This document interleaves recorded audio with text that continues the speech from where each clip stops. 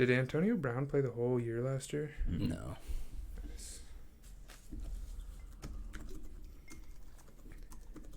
He came in like week 7 or something like that.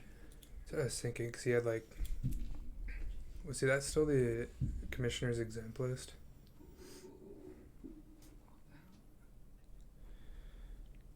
And then I've got a bunch of names from each team where I liked the value of their pick. Of just like when it comes to ADP. Daryl Henderson. Well, if his thumb's all right. Yeah, his thumb. Dude, he's going to be fine. I know. But actually, my one for you... You took a bunch of people that I thought were in the right spot where you're supposed to take them. So I actually only have one for you. Or no, psych, I have 2 for you. Cortland Sutton and Hollywood Brown. Oh, yeah. Yeah, well, Cortland Sutton was like...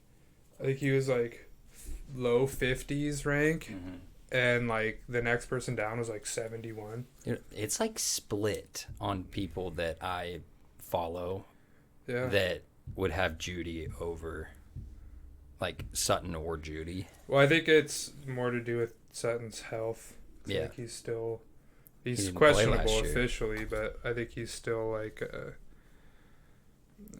slated to play Denver's he's... Okay, I guess he's slated to play then. Never mind.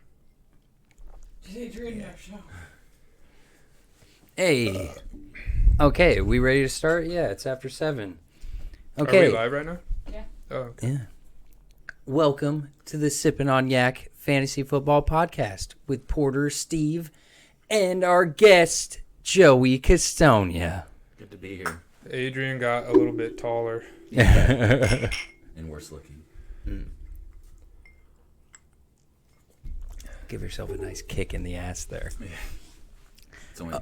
It's only just gonna begin, I can tell you that. Okay, so we had, obviously, I'm sure you guys were aware that we had our big kickoff draft over the weekend, and yes, it was a lot of fun.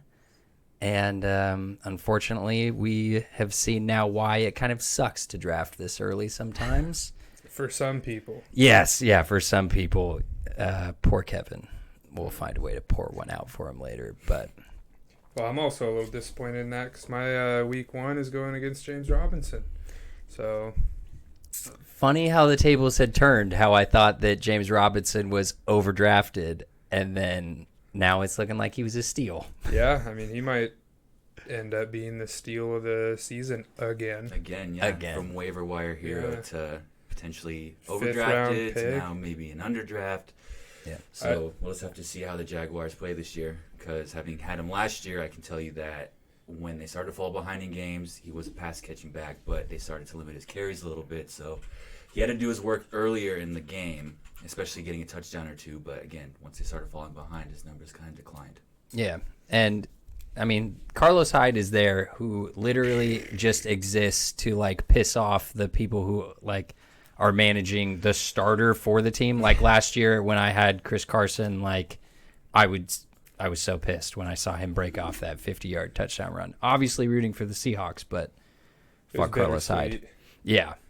So I don't think that you're going to be getting the James Robinson that we saw last season, where they literally had nobody behind him. They had a ridiculous amount of injuries, so he was the every down horse for their team.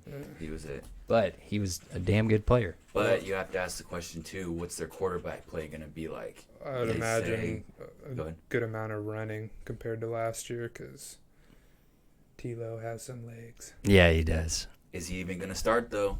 Gardner Oh, Minshew. he'll start. They've been saying he's been showing well, so... Gardner Minshew's a bad man, but...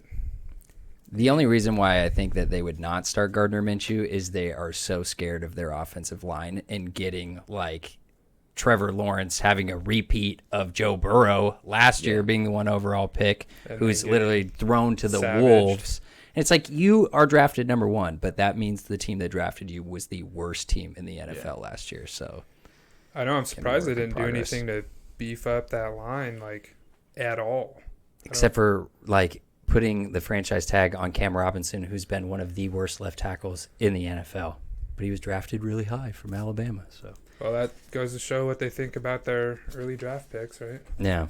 So then from our draft, wow, I was shocked by some of the shit that I saw. And like, as many mock drafts as I did to make sure that I knew exactly who I wanted to take in which situation from this player or another, when pretty much any running back worth a sniff of a starting lineup gets taken within like the first 20 minutes of the draft, like that kind of threw a wrench in the whole thing for me, who is sitting here with Kenyon Drake as his RB2. Yeah, I knew we were going to be a running back heavy draft, but I was surprised still. Yeah. I mean, I think when did Mike Davis, when did he go? He ended up going kind of where he should have gone, I think at the end of the 5th or early 6th round that Mikey got him. But like one of the shockers was right off the bat, Julian taking David Montgomery in the 2nd round, set just like the freaking RB barrage in motion. Like it was Josh Jacobs went in the 2nd round for Adrian. In the back half of the 2nd round because it was descending. Yeah. But yeah, for sure. Well, in the 2nd round, I was looking at DeAndre Hopkins and David Montgomery, and I was like, I really want that 2nd running back, but it's DeAndre Hopkins. I think you made the right choice, In a no full doubt. PPR league, too, and number 1 target, and with an offense that does like to throw a lot. He's going to get his looks. He's going to get his like heavy volume of looks. So, I mean, I thought it was a good pick. Yeah. I mean, I don't regret it, but No. man, it would have been a lot nicer if I could have swooped a nice running back in the 3rd. But think about like just on 1 week's average, how much safer DeAndre Hopkins is of scoring 20 points or more than David Montgomery is, who like last year, similar to James Robinson, they had so many injuries to their backfield that like, the special teamer was their backup running back, Patterson. Cordell Patterson. Like, so I don't think he'll be the same type of league winner like he was last year, but you can see that just how thirsty our league is for running backs. Yeah, absolutely. And David Montgomery doesn't even catch passes on his own team. Tariq Cohen does most of that. So you got to hope that he gets a lot of goal line work, or else you might just be looking at a lot of 75-yard games, no touchdowns, maybe a couple catches. So and good luck to him. Damian Williams, who they brought in, like, yeah, he took a year off of football, but he's a pretty damn good running back. So they've got 3 there now. Chad, where's Adrian? Dude, Luke didn't go running backs early, and now he just took me out of the first place overall final standings projection. Yeah, I want to get into more of Luke's draft. Hold on. Where is Adrian? Adrian is with family and actually had to work on his pants for your wedding, Chad. God damn it, Chad. I thought it was surprising to see how the RBs were distributed among the 12 teams. You had a few teams that didn't go RB early rounds at all. And that speaks perfectly to what we were saying over the opportunity cost of taking what is, to me, more of a mid-tier running back as opposed to a top 5 wide receiver in DeAndre Hopkins. Like, so it's in our league, which I'm clowning on our own league, but like we're a bit of a boomer league, meaning we have 2 running backs, 2 wide receivers, and 1 flex. And like in most leagues nowadays, it's either 3 wide receivers or an added flex.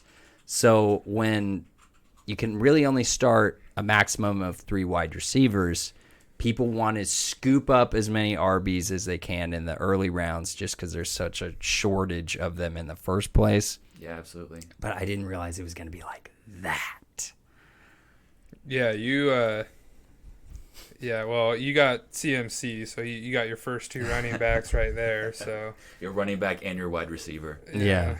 And I even had to overdraft Kenyon Drake and A.J. Dillon. Like, I saw those guys as double-digit round dudes that I wanted to have on my bench. I had to draft them in the, 8th and 9th round because then I was going to be starting, Giovanni Bernard as my RB2. So I'm still very happy with my team because the rest of my roster is loaded. And, like, to speak to what you were saying with Luke's draft, like, you want to take some running backs that at least have a shot to get on the field. And then if the starter does go down or another guy, then that dude can all of a sudden be, like, a league-winning type of player. So that was my thought with Tony Pollard, A.J. Dillon, Kenyon Drake.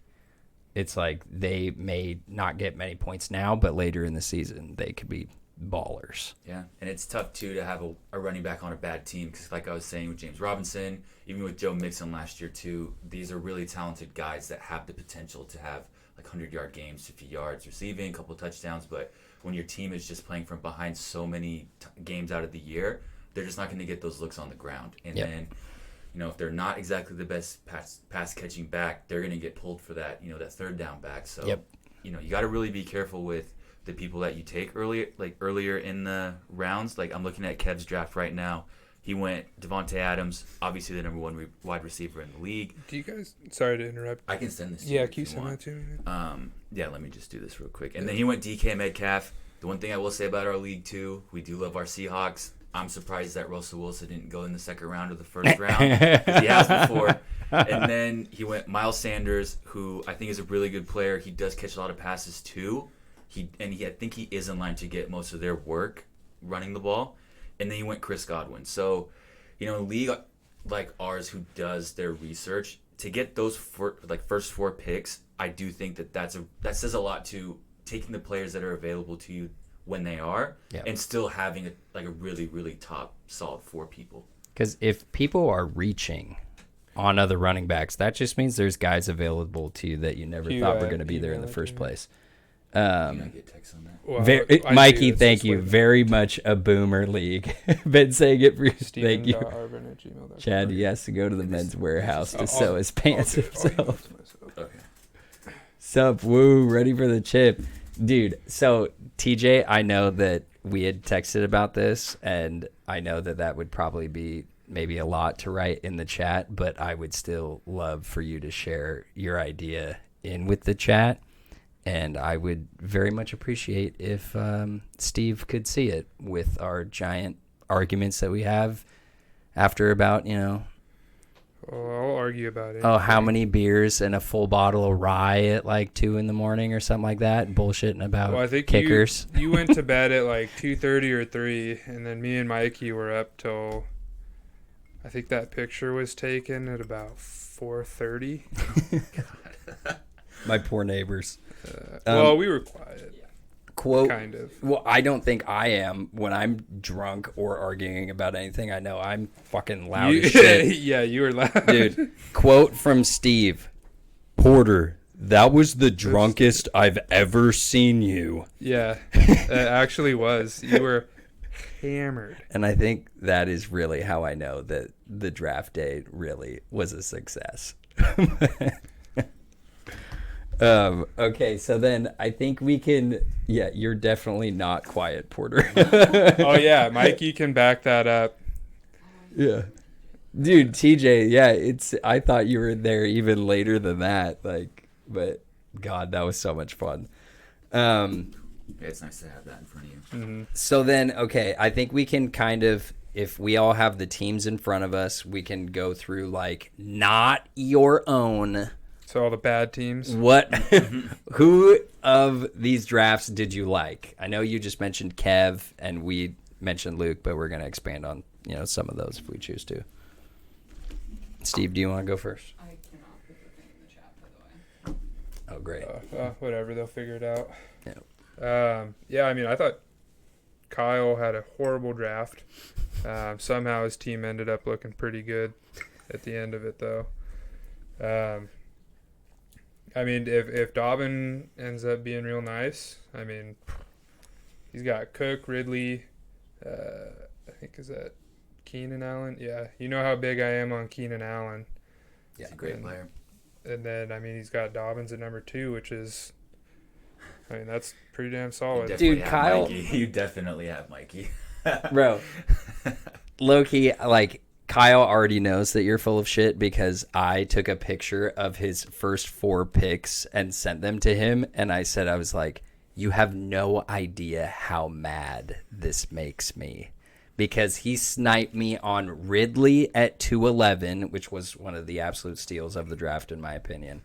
And then while I am sitting there like, holy shit, am I able to get an RB2? He took Dobbins again right in front of me.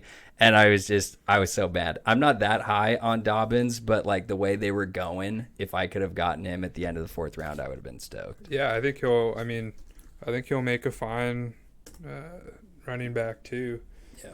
I mean, I don't think that Lamar will be running as much. I think they're going to be working on his throwing.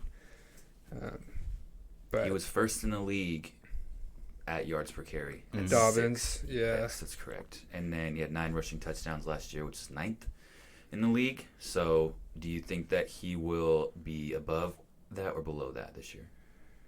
For him to succeed, he'll need to be above the touchdowns because Lamar doesn't throw that often to the running back. And things can obviously change year to year, but them getting Mark Ingram out of there, he's going to share the load with Edwards, but he's going to need to be scoring a lot of touchdowns. Well, I mean, on a per carry basis, I don't think he'll hit those numbers, but I think he'll hit enough volume that his end amounts will be solid. I mean, I don't think he's going to be hitting a running back 1 type numbers, but I think he'll make a solid 2. And I mean, in the 4th round, at the end, let's see.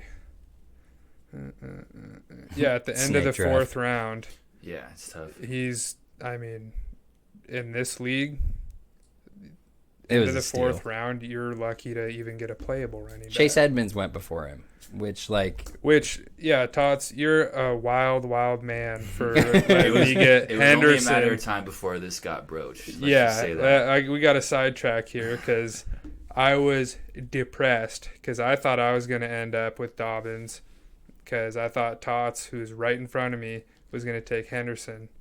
But instead he took Chase Edmonds, which I may end up eating my words. We'll see. I went over in a previous episode about his lack of success and lack of attempts in his career at the goal line, which is a reason why I was looking for my draft where I have no running backs to get James Conner later on, and somebody took Conner in like the 7th or 8th, and I was shitting my pants. But, the Edmonds in the 4th, you even like Henderson getting him in the 4th with this type of draft was freaking huge, and that's Can't why trust New York or LA running backs, though. I'm telling you, especially in that system, the Rams, they spread it around a lot. They're gonna have. I know Cam Akers is out, but they have that other guy.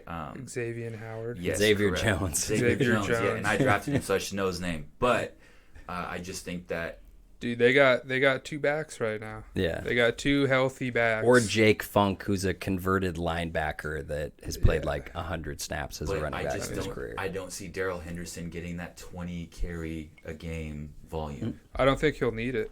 I think they Fucker. have a good enough run game where he'll be a lot more efficient than as would be required by somebody who needs a. And he's 20 been proven touch. to be able to catch passes. Dude, you've had Darrell Henderson. Yeah, you you- picked him I up scooped from him the off the waiver waiver wire. wire. You wrecked me with Darrell Henderson last year. And that's He when did they well. had Brown and Akers. They had a lot Yeah. bigger committee than they do this year. Sure, I would sure. rather have Henderson than Dobbins or Edmonds. Dude, I was like very close with even Chris Carson and Darrell Henderson.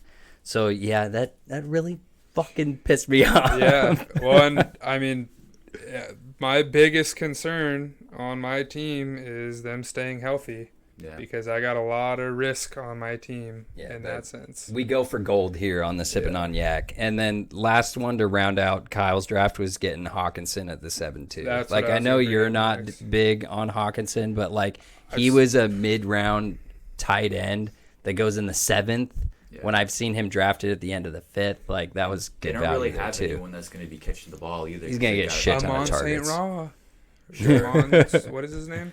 Amon-Ra St. Brown. Amon Ross St. Brown. He's But a no, tiny I've little heard, slot receiver. I've actually heard a lot of good things about Hawkinson, just in camp and preseason that, I mean, he and Goff are apparently they got a good connection going, and Somewhat figured He's out. their are number looking one nice. target for sure. Yeah, absolutely. In the So- passing game, at least. Joey, do you have another team that you wanted to go through? Yeah, I was going to do Kyle's, and then you guys both said that you were going to talk about that. So just shout out to Kyle real quick for a good draft. I'm Fucker. going to talk about Team 10, Sniping fucker. which is Mikey.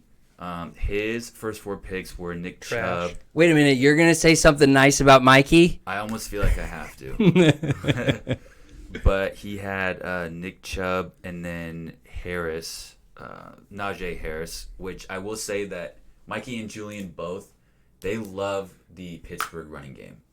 Yeah. They always, it's either like him or even Jaime. They always have like James Conner or even Le'Veon Bell when he was playing. They want dudes that are gonna get carries. Yes, they're about the volume, so Yeah. I can definitely appreciate that. And then he went CeeDee Lamb, Robert Woods, which I'm not necessarily too keen on, only because I just think that the LA offense is definitely, like, they throw the ball a lot, but there's just so many different receivers that's in that scheme. Like, Cooper Kupp's going to get his looks.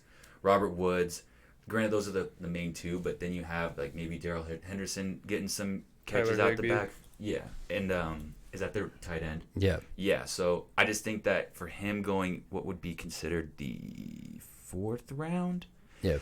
maybe a little bit early, but other than that, They also got a big upgrade at quarterback. they did, and he's going to throw the ball. So we'll see if Sean McVay can kind of twist his system a little bit. And then he went Mike Davis and then Jerry Jeudy. And then he's got some other picks down below. But I think that with the value that he was getting at those positions at that point in the draft, I think that all those players are number one in their position. I think is Mike Davis. I'm not sure where Mike Davis is right now, but I mean, Chubb's going to get his carries, and Najee Harris is going to get his carries too. So I think that Mikey, he did have a good draft. He's got a balanced team. The only Absolutely. thing that and this is something that I know Squeeze does too. Squeeze likes to have a well-rounded, balanced team and tries to stack the bench. And that is good because you obviously know that there's going to be a lot of injuries throughout the season and you never really know what's going to happen. Sure. So being able to throw guys in there, having Judy, Trey Sermon, Michael Carter, these guys on your bench, you can afford an injury to go down. Yeah, exactly. The one that and I wrote down some value picks that I liked for each player. For Mikey's was CeeDee Lamb, getting him at 310. To me, that's a fucking steal. I was looking at CD at the top of the 3rd. I couldn't go with him over AJ Brown, but it's honestly getting pretty close. The one thing is I don't know if I'm overreacting to the preseason last night, but I would be very rattled if I was starting Trevor Lawrence and they're playing the Texans week 1, so you may be able to get away with it there, but the Jags offense, even though I think Lawrence is a great prospect and he's going to be completely fine for a career, the Jags looked like dog shit last night. He was getting thrown around like a rag doll and got welcomed to the league by Davenport and Davis, who were literally putting him in the turf. Their O-line looked shaky as hell.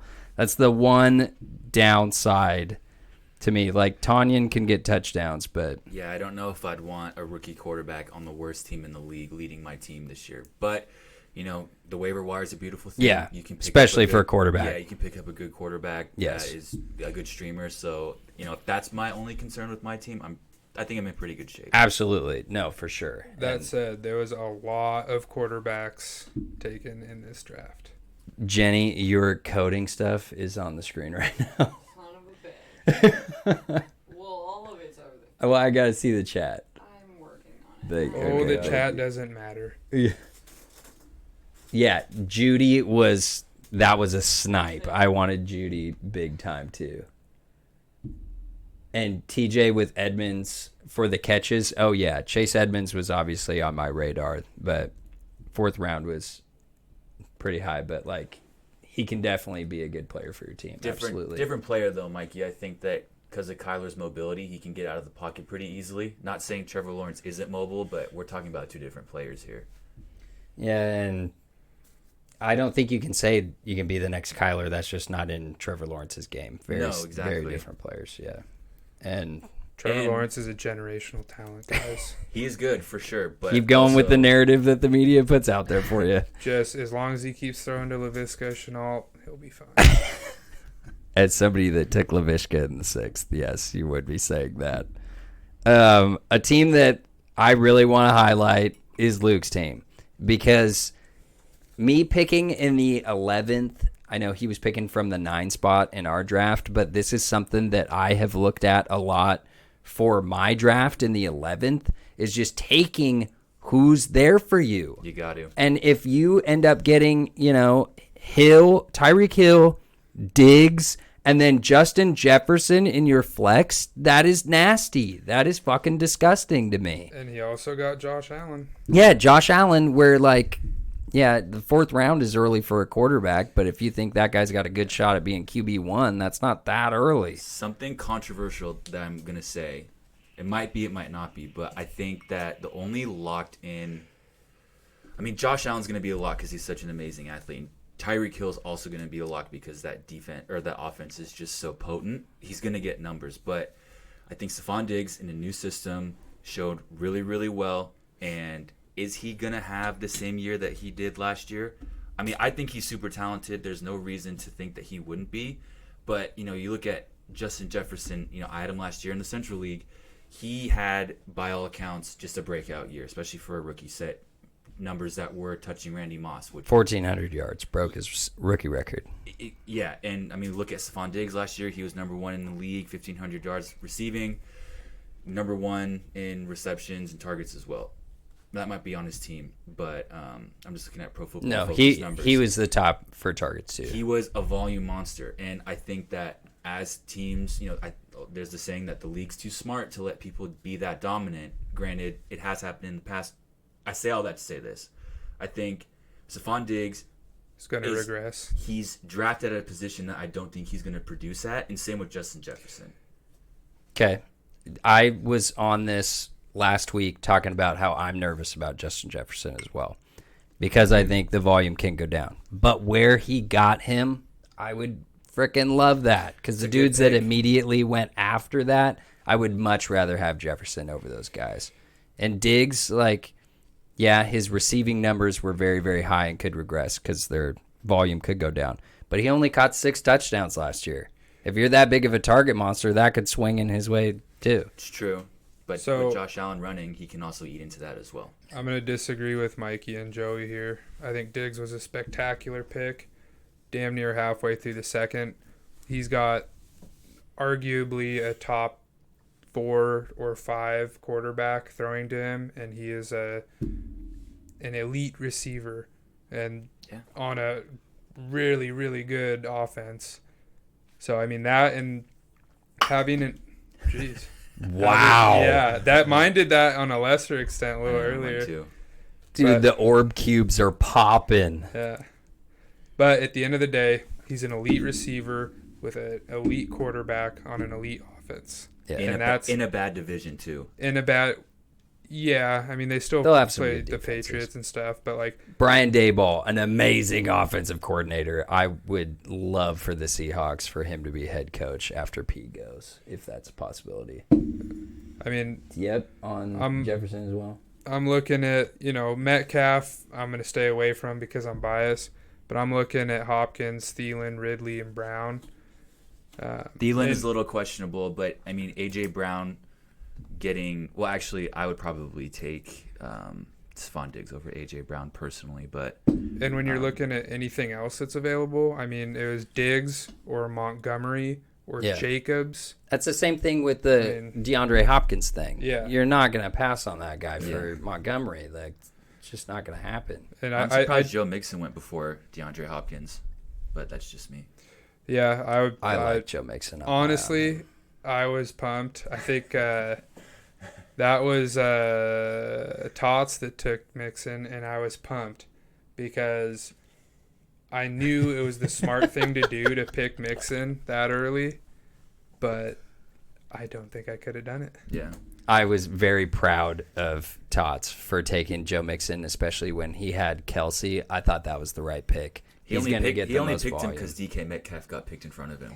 Let's be real. Could be, but I I literally, with just listening to our friends talk about Joe Mixon, I really was thinking like, oh my God, could I get Joe Mixon as my RB2 He always next to falls. CMC? But then when TJ picked him, I was like, yeah, that's the right move. Yeah. But it's not just about the wide receivers for Luke's lineup. It's Yeah. like, for me, picking from the 11 spot to go back was like, if this is the route you're going because these are the best players available to you, whether what you think about them, whatever, you have to take some swings on some running backs that you think can get on the field now. And if a starter or another guy in their committee goes down, can be a beast for your team. And like, that's a little bit easier to do for running backs just because dudes get hurt all the freaking time. Yeah. And I didn't think it would happen this quickly for him, but Yeah, exactly. Well, I got Darrell Williams in the 16th round, and he's number 2 on the Chiefs. yeah. But I Then, digress. but yeah, not to put salt in the wound for Kevin, but we literally already saw it work out for him now with James Robinson. And I'm willing to bet there's going to be 2 more of these before. Well, actually, no. We're only like a week away. We're I like 2 fucking weeks hope away. not. Don't Well- put that juju Well, in the no. air, man. I want our people to be prepared because I'm sure as fuck prepared. I got Barkley and Kittle on my team, so I'm very much prepared to be hurt again. As we all do in fantasy football. Fucking, you never know what's going to happen. Okay, so just to go through some other teams here. Yeah, should we talk about the man that's not here, Adrian? Yeah, let's talk about it. See, He's 4. team 4. We have Alvin Kamara, Josh Jacobs, Allen Robinson, Brandon Ayuk, Kyle Pitts. I know you guys want to talk about Josh Jacobs. I'd be happy to talk about Kyle Pitts. I think that Adrian is definitely a hype beast. He likes to draft people kind of based on what the media is saying. Now, Kyle Pitts is, by all accounts, regarded as one of the most freakish talents to ever grace the wide receiver / tight end position. But I think as a rookie, the 5th round might be a little bit early. I love that spot for production-wise. Kyle Pitts. If Okay. I didn't get Waller, that's where I was going to be taking Pitts. Really? The upside for him is ridiculous. Once Julio Jones left, it's not just the like, this guy's going to be the best tight end ever. It was all those targets leaving Atlanta, Yeah. whose defense is consistently dog shit. Yeah, That it was just an easy road to targets for him. for sure. And then something that I just wanted to say was like, a lot of, just for me, you, and Adrian got a lot of like our guys. And like for Adrian, just me being a fucking fantasy football nerd, it just like made me happy that he like, I know he loved Kyle Pitts. I know he loved Devontae Smith. He's always loved Allen Robinson. Like, he just got a lot of his dudes Yeah. at spots where, like, I think that's fine for Robinson in the 3rd. Yeah. Devontae Smith, like, toward the end of the 6th round. Like, Kyle Pitts in the 5th. Like, he got a lot of his dudes, and I was He got happy his about number that. 1 guy, Justin Tucker. That man Yeah, has for him real. every single year. For real. Absolutely. Who's team 11? That is Tyler. Tyler. Wait, but we can't just skip over Adrian's team without the elephant in the room, which to me was Josh Jacobs in the 2nd round. And I know the RBs were flying off the board, and that can tilt some people. You know, it can make them do shit that they wouldn't normally do. I know him himself isn't a huge fan of the Raiders or Josh Jacobs, so that one shocked me big time. Hey, squeeze. We haven't talked about your team yet, so good timing. If you're not 5 minutes early, you're 10 minutes late. Squeeze. Yeah, you're late, squeeze. That's right. We haven't gotten to your team yet. I am not of the same belief that you are, Porter, that Josh Jacobs is that bad of a pick. I think when you have to Trash. look at where he drafted him, super end of the 2nd round, he's going to be the number 1 back. You know he's going to get a consistent amount of carries, barring injury. He's a lot safer of a pick compared to some of the other people that were taken after him, if you're looking through the lens of wanting a running back. But Well, I see. What about Carson, Edwards-Helaire, and Sanders? Thank you. I would have taken any of those three over Jacobs. I don't For think I sure. would go Edwards-Helaire personally, but Chris Carson, sure, although he does have some durability issues. I think that's kind of fair to say. Miles Sanders, I mean, I have Jalen Hurts in this league, but I don't think that the Eagles are going to be that great. And when you're playing from behind so much, there goes the running game. Granted, Well, Josh Jacobs is on the Raiders. I know. Yeah. Are the Raiders going to be that much better? I don't know. But And they've never given him a good amount of targets, ever. in the passing game, Yes. He is No, not he's really. a true running back, and he's Yeah. good. He's a good true running back. you just Yeah. know that if they're on the second yard, second or first yard line, he's going to get the ball. And in fantasy football, that's huge because he's going to get touchdowns. But then in the games where they're not leading, which with a defense that terrible, that It's pick gonna scares happen. me. And Like the I had him offense is down so where terrible. Mike Davis was going in the 5th and 6th round. Really? Jacobs. I don't Yes. think I'd have him that low. Yeah. So I had him at the end of the third. That's probably where I'd have been. I had him right around where Swift was. Yeah. I mean, he had 12 rushing touchdowns last year. That's not bad. No. I don't think that's gonna stay. Yeah. I think he's. I Their would be offense scares surprised me. if he gets into the double digits Yeah. this Okay. year. Same. Which I mean, I don't think he's gonna be a trash running back, despite what I said earlier. It's just So- the wide receivers in that area of the draft in the 2nd round. He could have taken. He could have taken let's see Calvin who was there. Ridley. Yeah, he could have A.J. taken Brown. Ridley. Ridley to me could have taken has the Justin potential to be Jefferson. the number 1 overall receiver this year Actually, in no, he points. So that to me was a little wild, but everything else was very on brand for Adrian, and I was hyped that he got his guys. Absolutely. And another one that I had for one of the best value picks of the draft was getting Dak Prescott at 8-9, at 809. Yeah, I saw that when he picked him up in the 8th. I had no idea that Prescott was still on the board. Dude, never would I actually be like, yeah, you should draft both Justin Herbert and Dak Prescott. Like, to me, that would be stupid. Dak being there at 8-9, I said to Adrian, I was like, how could you not take him? I was blown away by that. I've got him as my QB5.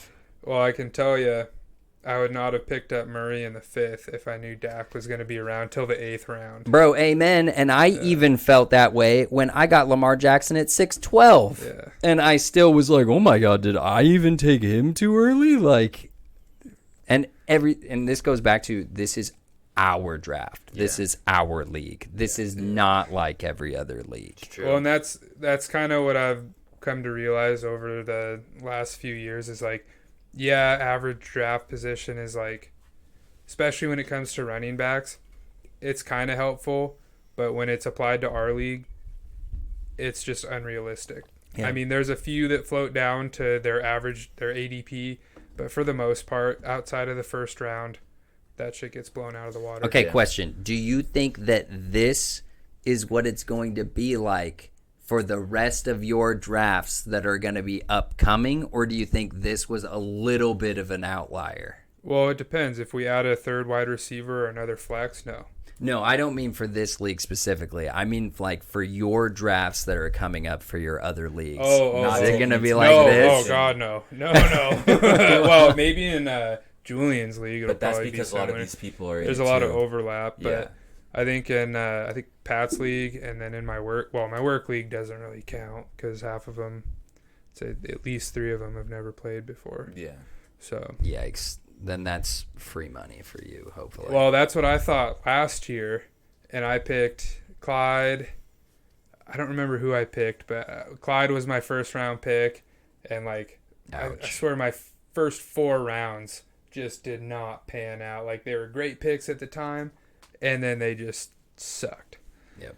So I mean, it's again, fantasy is is Walk like on Water Danny Mitchell. Yes, it is. I agree, Danny. I was kind of holding my tongue when these guys were talking, but I think that Exactly. these once you draft one quarterback, and I think even you drafted Calmer in the 6th round. 5th. I think that's too early for a quarterback. I just think that you can find a good quarterback that's going to produce anywhere from like 15 to 20 points every week. in the later rounds, even on the waiver wire, if you need one. I think To support Steve, though, I had Kyler Murray as an absolute game changer of a quarterback. Also, he's huge. he was stacking him with DeAndre Hopkins. Yeah. So, in my humble opinion, Kyler Murray is going to be the top rushing quarterback of this year. Allen just got paid. Jackson, I think, has lost a step. Not anything super substantial. Like, I still think he's going to be a top tier quarterback. But do you think he's going to be top 5? That's Then where watch him this season. You think he lost a step? No. Like, I think Lord. that he's in fantasy wise. I think he's lost a step in that. He's. You don't been mean like somewhat- his actual speed and quickness on the field? No. Okay, I was think going to he's say, still- bruh. I think he's faster than Kyler Murray. Oh, for sure he's But- faster. Yeah, but I do Kyle, think- having Russ just makes it more fun when you watch Seahawks games. Yeah, for sure. I did you consider suggest- Russ. Hold on, wait a second. This is somebody that isn't our friend. How do you suggest handling QB drafting in a league where there is no kicker, but there are 2 starting QBs? Yes. 100%. 100% you would sacrifice that. Like, I don't have the most familiarity with like having the Superflex league with 2 QBs, go back to that but like question? if you can get like running back, it drops off real quick. So does quarterbacks. You can have one of these late round quarterbacks like put up some numbers for your team. True. But like now with rushing quarterbacks, there's a bigger gap there. It's a disparity between your points above replacement, which Statistically speaking, for sure. Like if you're looking just purely fantasy. Yeah, so- exactly, for fantasy. Yeah. I would put quarterback on par with wide receivers in a 2 QB league because there's still a very, very substantial drop off in number of eligible running backs and then their points above replacement as soon as you get past, the top. Well, as soon as you start getting into running back 3s. Yeah. Same thing with quarterbacks. I mean, once you stop, you have your runners, you have your elite passers, and then you have everybody else. Think about the difference in like some of these late round QBs that like I would have considered drafting or at least starting off the waiver wire at some point. Yeah, like and that's what I was Ryan gonna say. Fitzpatrick, like Baker Mayfield. Think about the difference of them Well- as compared to even Jalen Hurts like you have. Yeah, exactly. In that, like in this guy, I am Jake B. Like in our examples, we're just working off having one quarterback, and the waiver wire is going to have a lot more opportunities. When in this league, like with 2 quarterbacks, you're going to want to make sure that you grab one that is at least going to be playing every snap on a decent team, because I can't imagine there's going to be too many opportunities on this guy's waiver wire. And it takes away Anybody the need a top off? importance of having both like your RB1 and RB2 slots being decent. Like I even think that we are overvaluing the RB a little bit. For sure. Cuz like Because that's historically what you've been told, is that you need to take the best running back available. and like okay, it's a snake draft. If you get the last pick in the first round, I may consider grabbing the top 2 available QBs just to shake things up and have It's not a trade bad bait. strategy, just depending on I would- who's in your league and how willing they are Yeah. to deal. Well, I mean, it depends on who falls in. Amen. If- Dude, if- Kyle took the words out of my mouth. Actually though. If, It's true. Yeah, I would still take at least one running back. I mean, I've done a 2 QB league for 2 years, and I mean QBs were, especially like the top ones. There was at least, I think, always at least 1 or 2 in the first round, and then quite a few in the second, like 3 or 4. But I mean, it was either running backs, QBs, or like any of the 3 or 4 top wide receivers, and that was it. And this is, like in this league, you don't have a kicker. So you Yeah. have the extra. Thank just God. starter. Well, I Because they did, actually know what they're fucking doing. I did have a kicker, but I mean that doesn't really change much. Right. Yo, not to like shit on my own anti-kicker take, but the ESPN app has put me from a projected 4th place to 9th place Yeah. after I dropped my kicker. They 'Cause know better. Yeah. We're switching I'm platforms still immediately. I'm still locked in at 12th after my draft. So Dude, and I really we're gonna wait a minute. Okay, to I am Jake B. if last you words. follow us, we will have Marshawn Lynch hold his dick on the screen. I don't know if we will. I have no idea. What? I cannot promise. You got to do the Streamlabs thing, Jenny. It's up. It's not, but like, Stop I it, don't Porter, know just what stop the fuck it. makes it happen. Dude, It's Kyle just came having over. sound on the board. Yeah. Kyle came over, and that is our like follow thing. Is Marshawn jumping into the end zone doing his hold my dick, and like I want to see that go on the screen so bad. Shit, I'll follow us right now.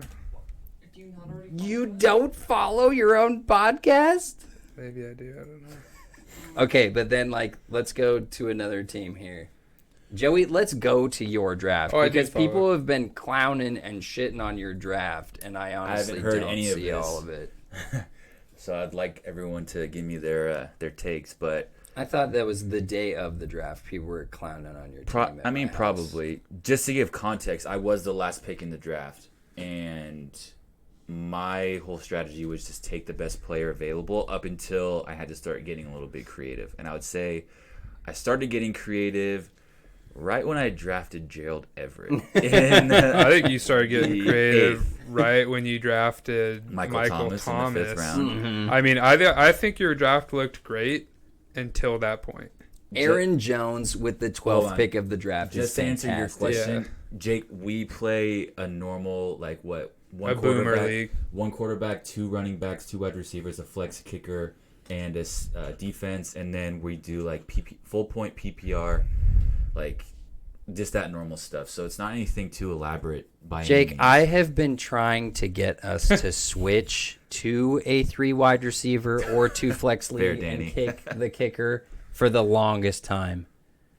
Don't ever be creative again. But okay, so let me just go through my picks real quick. So I started with Aaron Jones, and then Great obviously pick. I had 2 picks back to back, and this is how I kind of went the entire draft, obviously. But Aaron Jones, Jonathan Taylor, D something. in hindsight, doing the 2 running backs with how they flew off the board in the first 4 rounds, get like Aaron turned out to Jones. be okay for you. Holy Dude, and shit. Jonathan Taylor, I think, is going to be.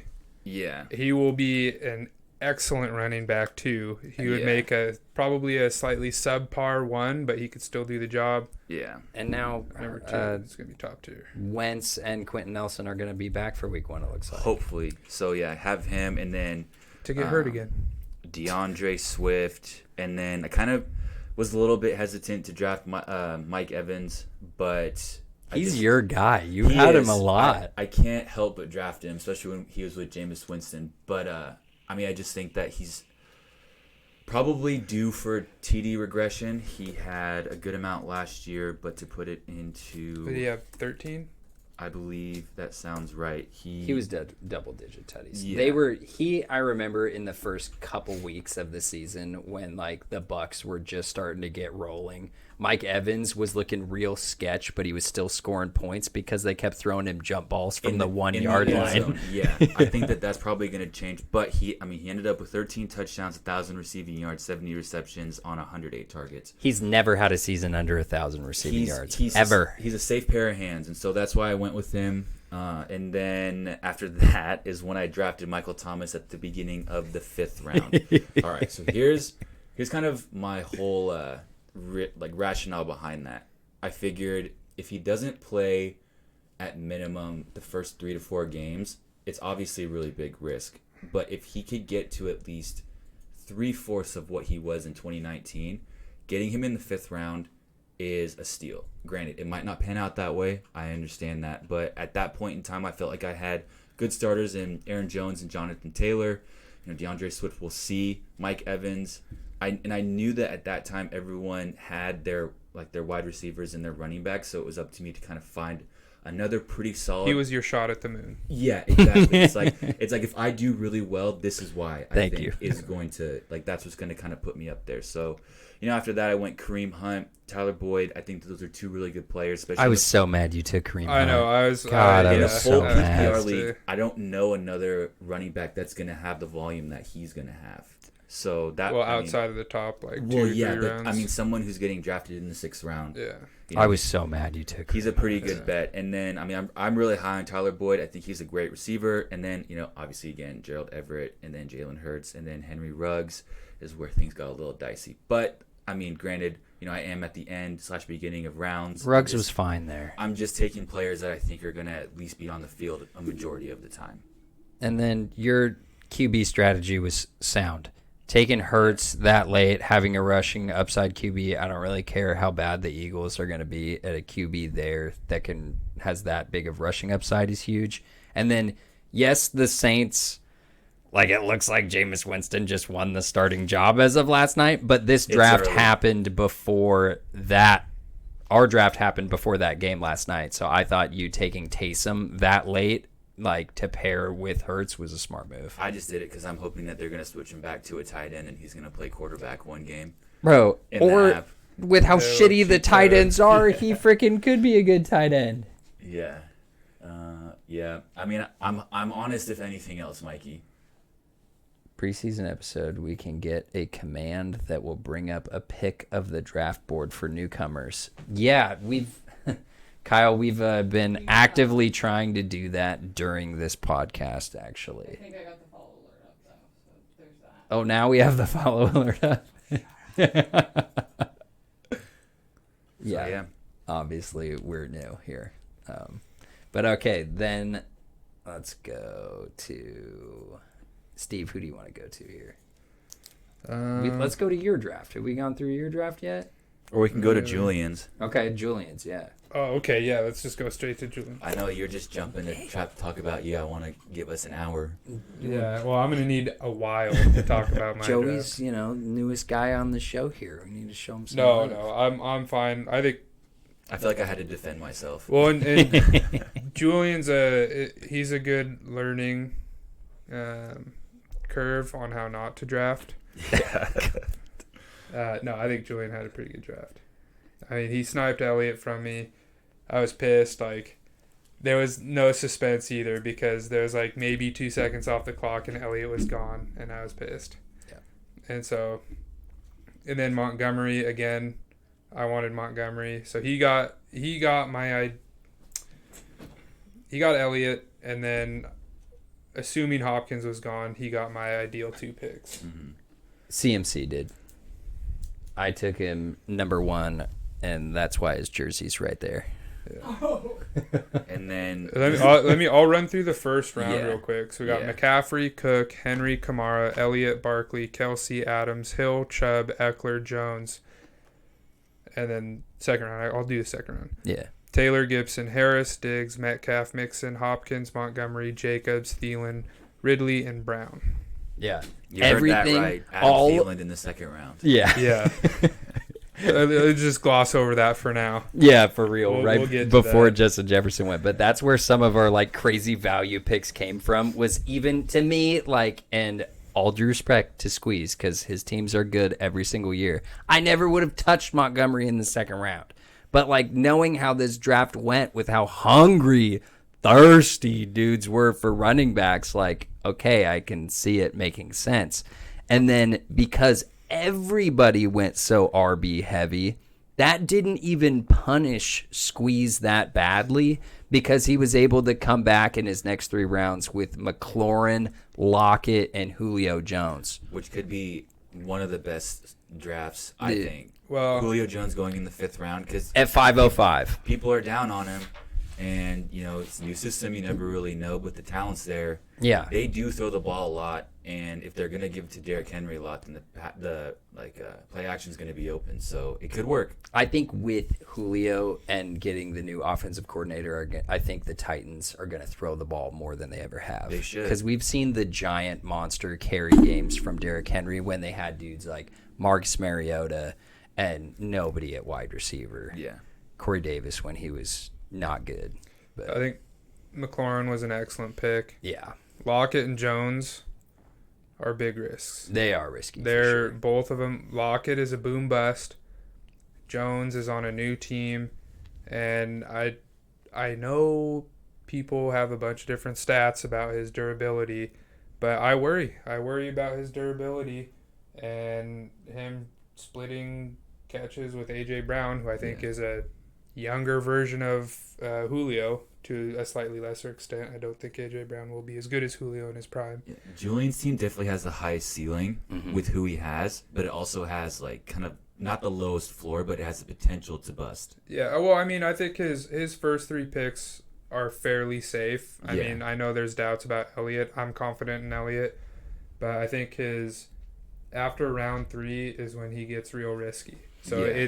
he's either gonna blow everybody out of the water, or he's gonna struggle. I know people are huge on Tyler Lockett this year, that if he gets the same amount of pure fantasy points that he did last year, but is a little bit more consistent, then Tyler Lockett will pay off.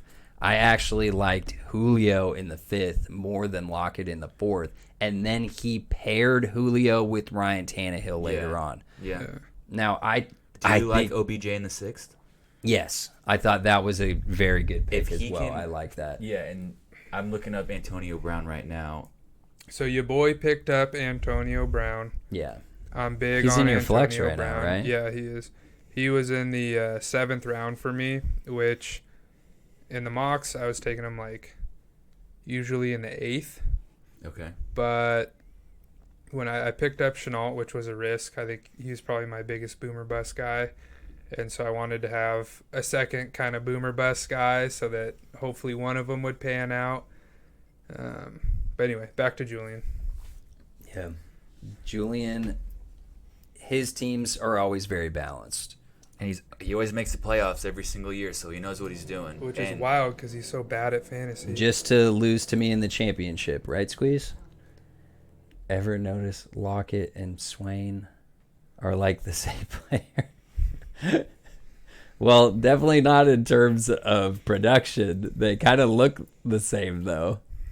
Racist tots. They're both like the same size. So we've talked about my team, Tyler's team, Mikey's team, Luke. Have we talked about Kev's team?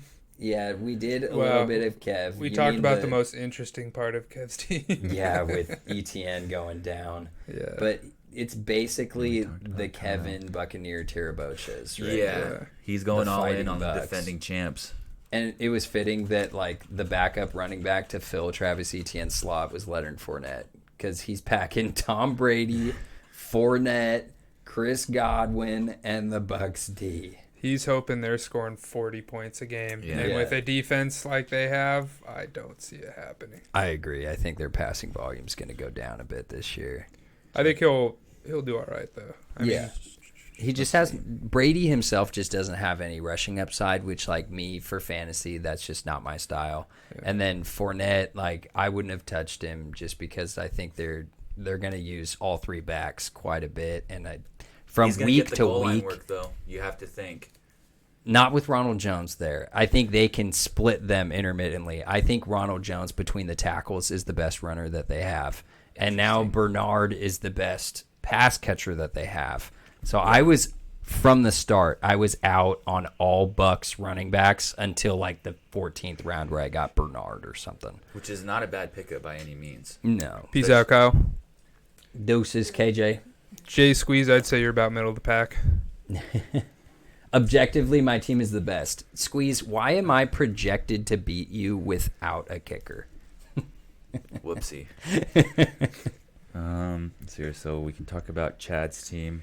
I don't think we've talked about him. Chad, I can't believe that Chad's team actually turned out as good as it is with taking Thielen in the second. And we know Chad just likes to take guys that he likes at the Chad top. just likes But to take white folk. dude, with Adam Thielen, Cooper Kupp, Aaron Rodgers, Mike Gesicki, like it's honestly like, and obviously And nobody's- Gronkowski. Yeah, and Gronk. Obviously, Butker in the nobody 10th is round. like racist here, and we're joking, obviously. Well, Chad's but the at only the same time, non-white person on the team. literally, Yeah. Chad's the only white guy, that non-white guy in our league that also somehow managed. Do you know how hard it is to get like a team that's half white? Like from the that's crazy. He went full. Oh God, what's his name?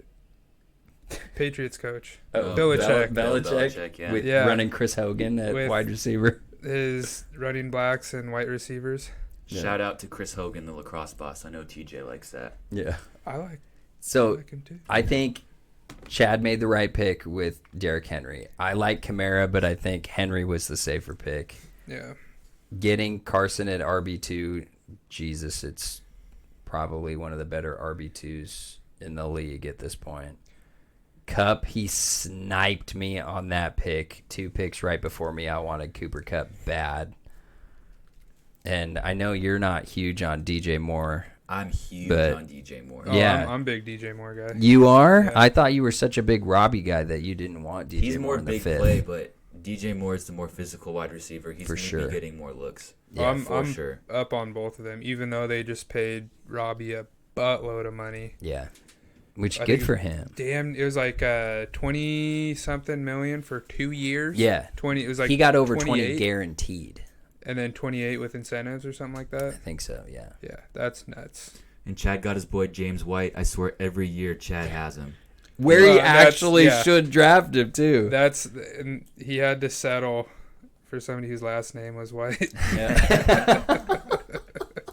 Value, baby, value.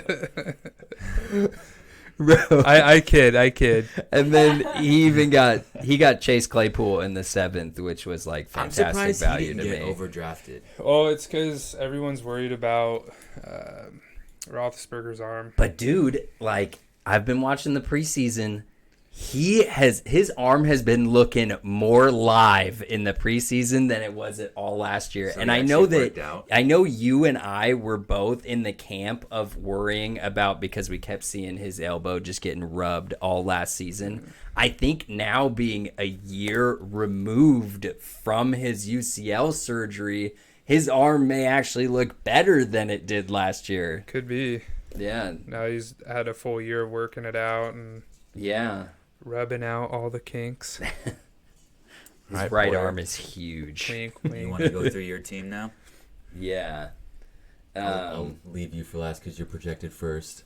I was until Luke stole it. But go ahead, Porter. I took CMC at 101. Surprise. I was very, very happy on the next turn that AJ Brown fell to me because kind of what I was going through with Adrian of how he got his dudes that he loves. I love AJ Brown. I was hyped to get him. And then through mock drafting, there was a bunch of times where I had to choose between Darren Waller and Keenan Allen. And it was rough letting Keenan Allen pass me. But I had to go with my guy Darren Waller because I think I'm fucking sick of playing tight ends on the waiver wire. Yeah. I'm so sick of it. It's peace of mind. Last year when I won the chip in Julian's league, I had traded for Hawkinson pretty early, and that was one of the first times I had had like a bigger tight end in a while, and just like not even having to really worry about that spot like was huge. So I really wanted Waller. You had Waller the year before that. His You like got schmacked. yeah, well, bruh, when I finished with the most points in the league When but didn't everyone make had the their playoffs. Top team of the or top week of the year against you. Yeah, was most rough. points against by a ridiculous margin. But I was watching Hard Knocks and like bought in like, dude, this guy Waller may actually be pretty good, and he turned out to be filthy. I got him with the last pick of the draft. But then Just a year early. that's where, well, no, he was a boss. Ooh, now, so I'm saying you were a year earlier than Yeah. everyone else. Yeah, pretty much. And then, but that's where I was praying for Dobbins to get to me on my next turn because, like, I didn't have another running back, and I saw, like, all of these dudes going that I never thought would have been going that early. And, but I still, after that, my next running back, it was choosing between guys like Deontay Johnson or like Raheem Mostert or something for me. And I'm like, there's no way in hell I'm going to do that. I just can't do it. Yeah. So I took Deontay Johnson and T. Higgins, which like I'm super high on the Bengals passing game. And Yeah. it was hard to choose between Chase or Higgins. But with all of just this negative press that has come out from Chase in the preseason and at camp, like, Well, he's in the doesn't he have a case against him right now? No. But Chase, he had in the preseason game, he had 3 targets and 3 drops. And then in the next practice, he had 2 more drops. And it's like, not that I worry about drops that much for like when picking a player, but he's a rookie who, yeah, he was drafted extremely high, but he didn't play college football last year. He was out the entire season and he opted out for COVID. So that was the difference that got split for T. Higgins. I'm pretty sure Jamar Chase's pregnant girlfriend accused him of putting hands on her today. Today? Yeah. Pretty sure. Joey, can we Google this? Let's see. Reporting live. Yeah, The what? I SippinOnYac didn't know headquarters. that. I'm pretty sure. She just accused. I'm pretty sure it was Jamar Chase. I think she accused him, and I don't think it's anything yet. But you We know gotta how fact that kind of check shit goes. We gotta fact check that. But 7 hours ago, Instagram model accused Bengal rookie wide receiver Jamar Chase damn. of domestic violence in a since deleted Instagram story. Yeah. So I don't know how great that source is, but it's out there. Damn. It was. I saw a couple tweets about it, a couple Reddit posts. So I mean, it's out there. The accusation is out there, whether or not she deleted it or not. That's crazy. So I mean, who knows? It could be nothing. It could be something. Well, like, I'm a heartless bastard, but I like that for my T. Higgins pick. Right? I was gonna say when you were waffling between the two, I was like, you should feel pretty good about your pick right now. Well, but then I love my wide receivers. I love my tight end. I ended up getting Lamar Jackson at 6'12", which to me He's your is guy. like, that's, oh, God, He I is your fucking guy. love that. But Lost then, a step. oh, God, I'm going to kick you under the table. Even for you with Kyler Murray, think about Kyler Murray in the mid-fifth versus Lamar Jackson No, I at know. basically the 7th round. I basically had I known how the QBs would stack up, I probably would not have picked Murray in the 5th. Yeah. You That probably said- could have got him on the way back. Well, I don't think that. I think Chad probably would have still picked, or Kyle probably would have still picked Wilson. Would you have taken Jackson over Murray? I would not have. No. Yeah. So Especially I mean, with the receivers like going down and Hollywood may not be ready for week 1, Bateman out, I would have taken Murray probably. Yeah. So I mean, I paid up for him, and where he's typically being drafted. And stacked with Hopkins is Yeah, great. I didn't reach for him, but I think in this particular draft, this was a bit of a reach. But anyway, then- go on. So then that's when we had our little mix up with trying to pause the draft, Oh, and I Jesus. couldn't Oh, yeah. figure it out how the fuck to do it. So I took Lamar Jackson, which I loved, and then auto picked Kenny Galladay for my first bench spot. And like, dude, Giants, baby. I have been off of the Giants and Kenny Galladay like this whole offseason. So I was like, wow, poetic justice that He may Kenny just Galladay surprise would you, be though. stuck on my bench. The But, dude's like, a stud. Yeah, He he's a is, good but receiver. like, dude, I knew I needed a running back, even Yeah, if he it did. was like Mostert or something Yeah. like that. So But that's the then, luxury you have with having Christian McCaffrey is yeah, like, do you need another running He's your back? one and two. Yes, because it's just peace of mind. But I mean, he's gonna do so well that it gives you a little bit more leeway to maybe take a couple flyers on some other positions, or at least like not go running back again too Yeah. early.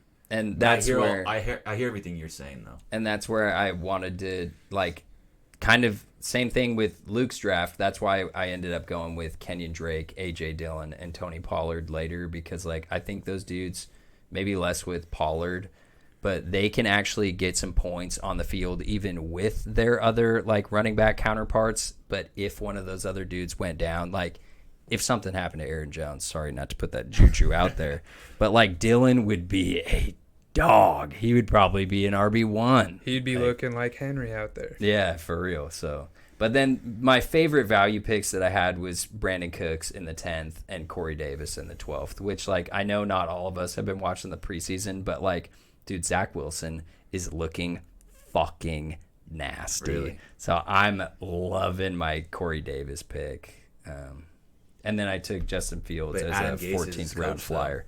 Do you trust that? No, he's not anymore. Robert Salah is. Oh, that's right. That's Yeah, right. and then he brought with him LaFleur from San Francisco. Right. So they're running Kyle Shanahan's scheme, and he has been shredding it up in the I stand preseason. corrected. So, I stand corrected. but yeah, so I'm really praying that like either Cooks, Corey Davis, or Galladay pops the Yeah. fuck off. Take a step So forward. that maybe I've got some good trade value to send for a running back. And I feel the same way kind of with Justin Fields sitting on my bench. There's always one or two running backs in the first couple weeks that shine on the waiver wire, end up Yep. being the season savers. So, Yep.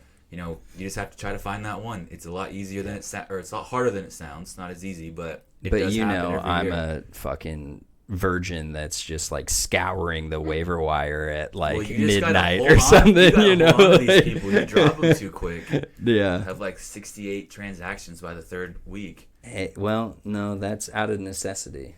Right.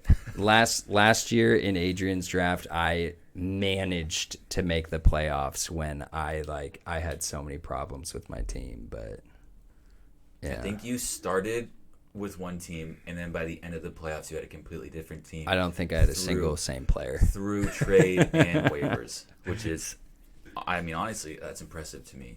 Are you talking about the league that you're the current champion of? I am, but that's not this league's podcast. No. But thank you for shouting that out. Yeah. I do come with some pedigree. So then Steve's draft, we talked about Kyler Murray and Hopkins. Are you feeling anything residual about Saquon? No, I mean, I am a Saquon believer. I was last year, and I will be again this year. I mean, to me, he is the ultimate value right now because he was on a very shitty Giants team his rookie year. Granted, maybe to a slightly lesser extent than they are now, but he was still on a very bad team, and he still ended up, I think he was the number one. He was number one overall. So I felt comfortable on betting that he wasn't going to have a season-long injury a third year in a row. Yeah. I think that they're going to do a little bit more to protect him. And then the fact that I got Henderson in the fourth, I feel great. Yeah. I mean, in hindsight, like when I was looking at Barkley, I was also looking at Aaron Jones. And, in my mind, they're very, very similar players. Barkley has a higher ceiling, though. I do think Barkley has a higher ceiling, and I think Aaron Jones was a little bit too boomer bust for my plan on this draft. I don't actually agree with that, but Because I had Jones last year, and He's consistent. Like, you know what you're he's going to get with him. I mean he's really not though. Like Okay. last year, he either won me the game or he fucked me, and for a running back one. If he was a running back two, I mean, he's money. Like, what could you ask for more than a 12-point floor? I with think a the 40-point touchdown ceiling? regression is going to hit Aaron Rodgers and Devontae Adams really hard, and that just is begging to swing back to Aaron Jones, especially now with his target count. I am saying will go up now that Jamal Williams, who is a good passing down back, is going to be gone. I love Aaron Jones. I'm also worried about A.J. Dillon. I think that dude's a stud, and I think that they're going to treat him a lot like Facts, they Mikey. treated Jamal Williams. Yeah. They just I paid think- Aaron Jones, though. They're not going to... They Same. paid him a team-friendly deal. Yeah. He's still getting over $9 million, which for Yeah. running backs is a shit ton. No, I think, and that's why I considered him in this spot. And to answer your question, Mikey, I do think he will. I think he's got a chip on his shoulder. I think he's got something to prove. You love the narratives. He's got the chip on the shoulder. Like nobody in the NFL doesn't have a chip on their But shoulder. imagine you're one of, if not the top running back in the league, 3 years ago. and then you get injured 2 years in a row. Yeah. Like when you come back, like you got a little extra fire than somebody who's done pretty good. And For the Well, past that 2 would years. make me sick that he you don't is- have your he fire is to the begin person, with. too, that with how much like his workout regimen and the way that his body Dude, is, look at his quads. he is someone that has the capability to come back and still be just as explosive. Then why does he get injured so much of his body they is so gave the ball to him amazing? like 30 times a game the first 2 years of his career. First year. Yeah. Sorry. I think, I mean, there's the old saying, anybody can There's get another injured. narrative, another Here we say. go. Any running back, anybody you pick in the first, second, third round, there's a possibility that they get injured. I just think that yeah, he might slow down a touch, but he's really going to be the driving force behind that offense. True. Okay. And it may not be that great, but I felt comfortable taking Yeah. him in the 6th. But that isn't even the part of where I think he actually does have less upside than Aaron Jones. And it's not because of, I think, of how he's going to come back from the injury. Because you know that I'm a dude that loves to fucking... Excellent point, Mikey, by the way. No, that's literally what I did with Dalvin Cook when I won last year. It's like I love to reap the benefits from people who were scorned by injured players Yeah, the previous for year. sure. Yeah. But that's not the part that I think Saquon's upside is lower than Aaron Jones. Think about just a total number of touchdowns that the Packers will score over the New York Giants. That's true. Who the Giants have, in my opinion, the worst offensive line in the NFL. Maybe the Jaguars now after watching their preseason games. But, like, I just don't see the scoring opportunities being there for Barkley like they are for Aaron Jones. But this whole offseason, I had Barkley as my number 6 running back and Jones at my number 7. And it wasn't until a couple weeks ago that I finally was like, dude, I would rather have Aaron Jones. Like, but I think they're very there's- close.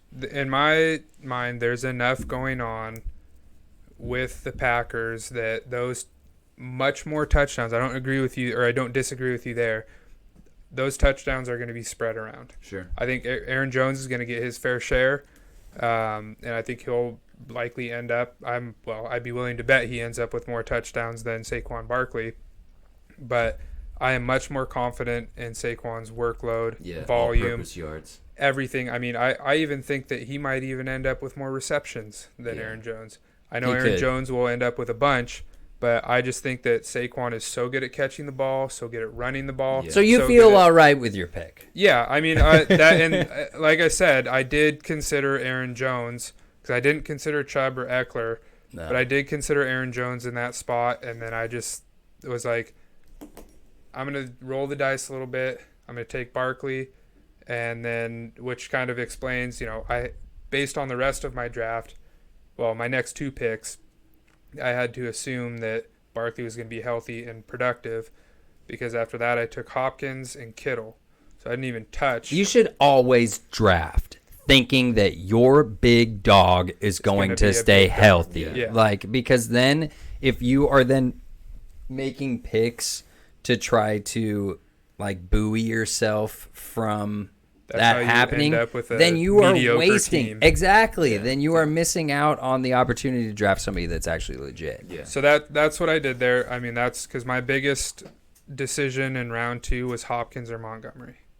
Oh And- God, I think you made the right. Yeah, pick. I went with Hopkins. I mean, I wanted the 2 running backs because we'll get to that later, but I wanted that 2 running backs so that I wouldn't have to worry about them for a while.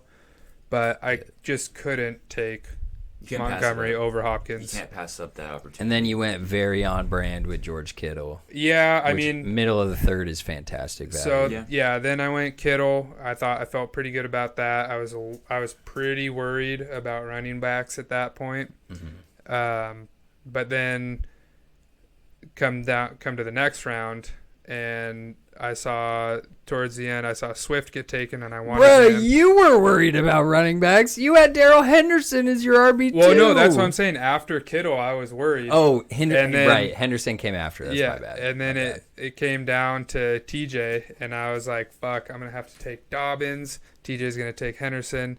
He took Chase Edmonds, which I can see why he would. I just very much Do you? have Henderson way above Chase Edmonds, but I understand his reasoning, especially since he had so many already. I could see that, he was shooting for the upside there. At least that's how I see it.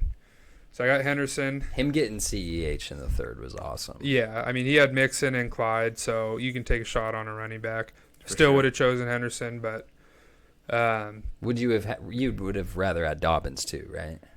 I would have chosen Dobbins over Chase too, yeah. Okay. So then I went very off-brand because in past podcasts I was preaching if you take a tight end or a QB early, you don't touch the other one until the end of the draft. And then what I go do? I drafted a quarterback in the 5th. It feels good though, doesn't it? Oh god, it felt fucking well. Your starting lineup stacked. The reason I did even consider that is because of that Henderson pick. I think he's got upside of high end running back 2, low end running back 1. Henderson Potentially, for does. sure, if the workload's there. So between him and Barkley, I was like, and then Hopkins and Kittle, I was like, fuck it, dude. I'm gonna take Murray. I'm gonna get the stack. Feel good about it. Yeah. Murray's gonna produce. Hopkins gonna produce. Then after that, I was like, fuck. I need to take some shots on receivers. Like, All right, I'm going to call you out on this before you get going. Laviska, I love as a player. To me, that was early.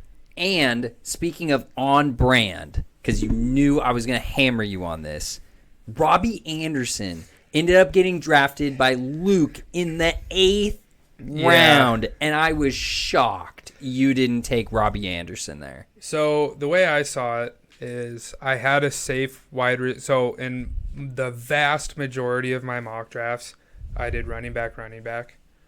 And in my mind, I had pick a 6.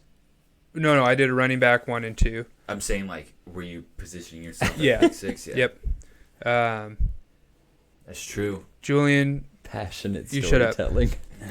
I'm all about the passion when it comes to fantasy. Same, bro. I love it. So I felt I had very safe wide receiver production in Hopkins, and kind of like Joey's moonshot, I wanted to take a couple moonshots of my own, because if Chenault or Brown pan out and end up being the number 1 receiver on their team and score some touchdowns, get a lot of passes, I have no weak spots on my roster. But why didn't you go with Robbie Anderson? That's your dude. Because he was safe. In my opinion, Robbie Anderson is the ultimate safe wide receiver 2. And I felt I had enough safety in my players that I picked already that I could take a shot. That if Chenault didn't work out, I would still be fine. Yeah. Right. I bet you, though, in our league, like now this is hindsight knowing how our league drafts, I bet you Laviska would have gotten back to you in the next round. Yeah, could be. But And I'm big T-Lo guy. I think he's gonna make some magic happen. I just think it's risky to draft a wide receiver that's getting a rookie quarterback. What? But I will say this. If there's anyone that's going to come in and do magic, it's probably going to be Trevor Lawrence. Joe Burrow showed flashes last year that he can still be productive. That's what I'm saying. You Joe know. Burrow went off last year. Yeah. Chenault with Minshew went off pretty good. Like he didn't really have many bad games. He was what I'm scoring worried over about 10 points. is Urban Meyer. And Yeah, you look don't know at with who that. their offensive coordinators are to help him. As Seahawk fans, he has the dynamic booted Seahawk duo of Darrell Bevel and Brian Schottenheimer. Their number 3 running back, who's actually not their number 3 running back, just went down though. Like I feel, So? I mean, that Then that could happened just after make their the offense draft. worse. That which would put them behind in more games, which causes them to throw more passes. But if your team sucks, this team went 1-15. I wanted Laviska. I like Laviska. I just like think he went Laviska. early. He was my moonshot. I probably took him a little early, Yeah. That's but gonna happen, I though. I wanted a piece of Trevor Lawrence. I really like Squeeze's pick of Marvin Jones in like the 10th or 11th round. I I wanted really Marvin. liked that. Squeeze took Marvin Jones. I was going to take Marvin ahead of Hardman, and he got him. And then the two, like, the value picks that I liked from your team was, Cortland Sutton at 9.6 was to me ridiculous. Hollywood Brown at 12.07 I thought was also ridiculous. I mean, those were all. I would feel comfortable putting either of those in for Chenault. Dude, if Chenault doesn't end up working out, like, you know, you've got some cushion there for sure. Needless to say, I'm quite happy with my team. Yeah. And then Mikey, yeah, Trevor's going to be the next Mahomes. I'm there for it. and Chenault's going to be Mahomes didn't his play starting his coach. rookie season. He Shut played up, the Porter. last game of Shut the up, year. Porter. Dude, literally, I'm telling you, watching all of the preseason, the quarterback who has looked the best so far has been Zach fucking Wilson with the That's Jets. interesting. He's been I unbelievable. think he's been the highest rated, hasn't he? Yes, You can and be very well, early to that party. and the Oh, no. actual, It was Mac it's Jones. been Mac Jones, Yeah. who like everybody in the draft process just hated on, like, That chubby and little he's white looked kid. filthy. And I'm not saying to go like pick up Zach Wilson, but as having a receiver on that team, It like, could yeah, be you interesting. want to see these dudes doing well. I was pissed that Chad drafted fucking Jacoby Myers because I just randomly shouted out Jacoby, and then he took him with his next pick. I was like, you bastard. Because he's been killing it with Mac Jones in the preseason. All right, Jake, as a Jets fan, how many wins do you think you guys are going to be at this year? Dude, Their over-under is 6, I think. I'm pretty high on Jets this year. Like, Really? I think the Jets are gonna 7. Hey, I would You take sneak into 7. the I wild think. card? I think no. no way. Not with 7 wins, but especially not with the extended season. And what sucks is Carl Lawson getting lost the whole season with the Achilles injury. Their linebacker that they just got in free agency, he's now out for like half the season. So for fantasy football, like, that doesn't hurt us that bad. Yeah. But like as a Jets fan, that sucks because Carl Lawson was looking like he was going to be a fucking monster for them. But yeah, I got Corey Davis in the I was gonna 12th say round. Like, that is an excellent Bro. value. I liked Yeah. Corey Davis, and there was somebody else who I thought was an excellent value. Carter. What's his first name? yeah, Michael Carter. Michael Carter. I have my eye on Can you him, scroll a little and bit he to the got right? swooped in the 7th. Hey, babe. Just scroll a little bit to the right. I just want to see what this guy said. If Sam Darnold gets MVP, honestly, nothing would make me happier. Dude. I feel your pain, Jake. I was a big Sam Darnold guy when he was on the Jets. Jets were my pet team for a little while. Like, You poor guy. Until Adam Gase just ruined everything. yeah, well, and yeah, that just sucks because Adam Gase is just.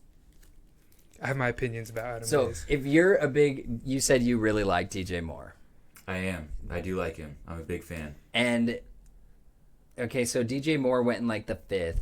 To me, like Robbie Anderson was a steal in the draft in like I think he was mid to late 8th in our league. Okay. Yeah. DJ How Anderson are went in the you 5th feeling? round. They've got one of the worst offensive lines in the league.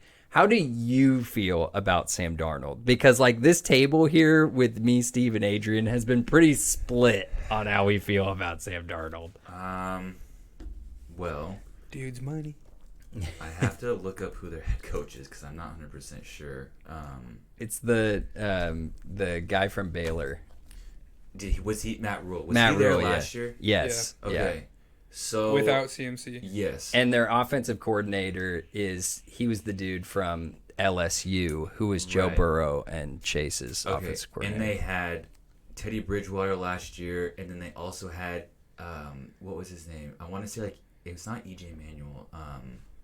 Emmanuel Sanders. No, it was that quarterback who played for a couple games, who's not exactly a household name. So I think that the little scrambler that Yes. played for the Rough Riders for the Canadian I team. think it is EJ, but I don't remember his name. Yeah. It's not EJ Manuel though. yeah, not. I don't think it's Emmanuel Lewis either. But I think that barring I got any recollection of Cam Newton in Carolina, which has obviously been a couple years now, I would say with DJ Moore, Emmanuel Lewis. No. having got someone you. like Sam Darnold, I think is only going to help him because I think that Sam Darnold is talented. I just think that he was at the wrong place at the wrong time. Did Adam Gase. Yeah.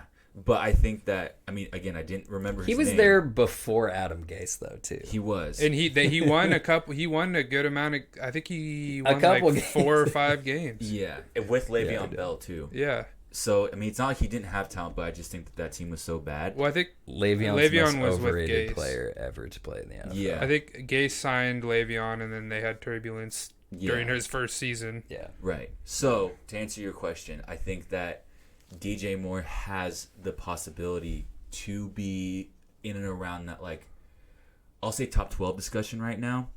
Maybe top 10 if they can really find out a way for him and Robbie Anderson and CMC to coexist. Because you don't have that capability of Sam Darnold running out of the pocket, taking touches away from everyone else, because he's just going to throw the ball. Dude, he can run. He can, but he's not like Cam Newton. He doesn't Well, take no. that many rush attempts. Exactly. But he's a good scrambler. But DJ Moore's rookie year was with Cam. PJ Walker. PJ Walker, yes. I knew yes. there was a J in that Yes, first name. PJ Walker. Yeah. He had 2 initials for his first name. Yeah. But even with PJ Walker, thank you for saying that, he's still he's a big physical receiver. He's a skinnier Kelvin Benjamin, more athletic. You can give him one-on-one jump ball and he's going to come down with it. And I think Dude's like a spider. that's something that Sam Darnold hasn't really had before. So I think that he's a good candidate to have The a really best. good year. It's ironic that the best wide receiver Sam Darnold has ever had in his career was Robbie Anderson when he was on the Jets. True. But like low key, their chemistry was terrible. Like the best we've seen from Robbie Anderson was when he got away from the Jets. But too. again, that's the Gase curse. Dude, Everybody who gets away from Adam Gase does better. I'm worried that Teddy Bridgewater is actually a better quarterback than Sam Darnold.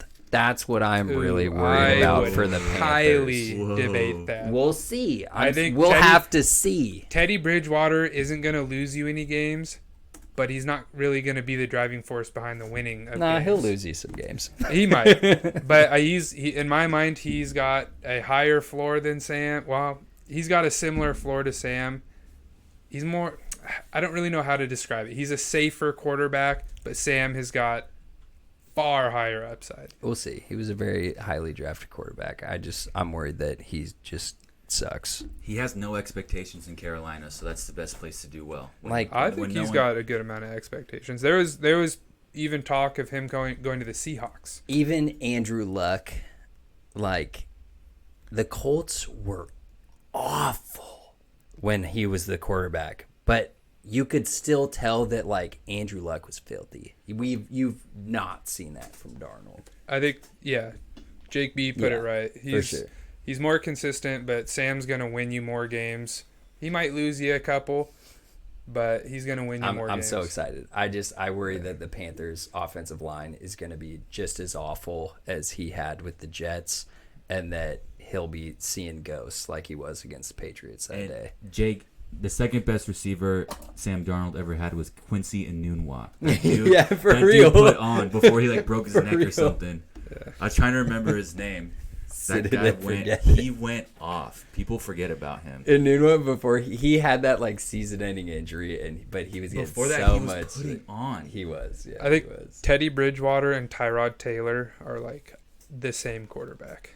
Yeah. They're just okay. Yeah, they're safe. Like They're just okay. they're not going to make a game-winning play, but they're going to put up like 200 yards. Yeah, Maybe a couple touchdowns. Yeah, they're. Right. Have we been through everybody else's team? I think. What think is we it? got Is everybody. Tyler's really kind of the last one? I think Tyler's the last I think I one. touched on him a little bit, but we might as well give him his due. Might as well. What little of it he deserves. I mean, back. fuck Tyler, but still. Poor guy. Not even here to defend himself. He is. Is he? Oh no, that's not. Yo, that's TJ. Oh, I think we didn't go over TJ's team. Well, we pretty much gone over TJ's team during everybody else's. Secondhand. Yeah. Well, number one, I think where he took Kelsey was in the right spot. Yeah. Like, that is literally the cutoff at running backs. Like, I would have taken Aaron Jones instead of, like, Saquon for me, but, like, that was right at the cutoff. I'd probably have taken Saquon, but, like, dude, that was the spot for Kelsey. I think I'm pick 7 in my next draft, and I will likely be taking Kelsey. Yeah. Really? Because I like to spread. Well, I love Kelsey, or Kels, depending on who you are. God, that was But- the wildest thing. I mean, if somebody takes Barkley ahead of me, I'll probably take Jones over Kelsey. Actually, Yeah. I'd take all kickers. He Jesus. said, time for a 3-man mock draft, 10 seconds per pick, your league structures. Honestly, that'd be kind of fun. I I'd would be down to. auto-draft. I'd be down to do that next week. I'll just auto draft. I'd be Make down it look to like I'm making these Do a choices. little silly mock draft. Something that like I want Washington to just like sack up and fucking do is make sports betting legal, because like if Tired of we all this were Coinbase doing shit. well, I just want I haven't done that Neither before. have I. Yeah, but like FBI man. I wanted to FBI man, in case Alexa is listening, fucking Amazon. Yeah. You get But I targeted want to for do crypto. daily fantasy, and we can do like 1v1v1 and do a daily fantasy Yeah. draft, see how it goes, and then go over the results the next time. That'd be fun. It's bullshit that you can't do daily fantasy here. And like best ball, like this whole off season, people have been talking best ball, and like I can't fucking do it. You know what best ball? Yeah. Yeah. Never I don't. heard of it. I never wanted. Best ball is basically you don't have a starting lineup. It's just the top X amount of players on your team, their score counts, and nothing else. So you does. don't have to set a lineup, but there's also no trading waiver wires or anything. So Okay. you Oh, I just didn't draft the know team. that. So just Yeah, who you and have you is just who fucking have. let it go. That sounds so boring. Oh, yeah, but like Yeah, when you're there's in the one off day of season, excitement. it's but the draft's awesome. Yeah, you need to be more attentive to your Got it. draft because it matters more. Not Yeah. that this doesn't matter, but like you can like kind of I feel like I'm ebb and flow. about as attentive as it gets when I draft, regardless of But you can't do that here in Washington because Good we're old fucking Inslee. behind the times. We're ahead of it and smoking dope, but not that's a trade-off. yeah, And but not homelessness. for- Yeah, and campsites in the middle of the city. actually though. But yeah, for Tots' draft, he took Kelsey. I thought pairing it with a legit RB who's going to get a ton of work mixing was the right move. CEH, I said in the third, was freaking great value. Seeing as he was a first round pick last year, Yeah. I mean you can't get much better than And that. I don't really like him that much, like personally, as a player, being a smaller back that has Yeah. gotten most of his work between the tackles. But like, dude, you're the starting running back for the Kansas City fucking Chiefs, like, and he can catch passes. Yeah. So no, Yep. that was a great pick, dude. TJ, I worry about your receivers though, man. I know TJ's in here, Debo, Fuller, and Williams. and like Fuller will be off of suspension after week 1, but I don't think he'll get the same amount of upside that he had with Deshaun being like wide receiver 1 for Deshaun Watson last year. But True. yeah, tons of breakout potential, also tons of breakdown potential. Mike Williams, like God, he can never freaking stay healthy, but And he's one of those people that's going to have 3 catches for 120 yards and 2 touchdowns, or 1 catch for 15 yards. yeah. You can never really trust exactly what he's going to do. But like, I loved your late round flyers of Brian Edwards and Terrace Marshall, and then like Nico Collins is a fucking like monster of a man that like low key could be their wide receiver too for the Texans, but it's the fucking Texans. Yeah. But I definitely, for my last couple picks, I was looking at Brian Edwards and Marshall, but you took him in front of me, you fucker. But I maybe TJ and I think do at least one trade per league that we're in per season. So I'm wondering if maybe TJ and I, after a few weeks go by and we see how our wide receivers and running backs are looking, maybe we could get some trade action going. Terrace Marshall hooking back up with his LSU offensive coordinator. Yeah, dude. And like, if right now, like DJ Moore and Anderson are kind of beat up with little nagging injuries, and like, I think Terrace Marshall is going to be on the field as their big slot. Sure. Like, he's going to be on the field as much as Curtis Samuel was, and like, he could actually be pretty damn good. But still, he's a rookie flyer. Are we saying the Panthers are a sleeper NFC contender? Dude, if the Saints fall off and the Falcons are ass again, like, dude, maybe they could be. Yeah. I mean, it's crazier things have happened. Their draft last year was all defensive players, like, dude, like Brian Burns and God, they drafted a D end that's really good, and their safety, like, Yeah, kind of what Yeah. I was saying to Your backs Porter and as Kelsey are well. good. is with someone like Kelsey, you can kind of have a little bit more freedom because you know he's a lock for. He's also your wide receiver one. Yeah, Yeah. exactly. Like you're going to get 18 to 20 points a game, And maybe more. Debo, like, I 20 wanted. plus, I'd say. Yeah. 20 to 25. Especially I in a full wanted to PPR get- league. I forget. I wanted to get a 49er on my team, but I didn't because their like last 6 games of the schedule, like the NFC West is a bitch to be in, right? Easy toss. They're being Squeeze. nice about team.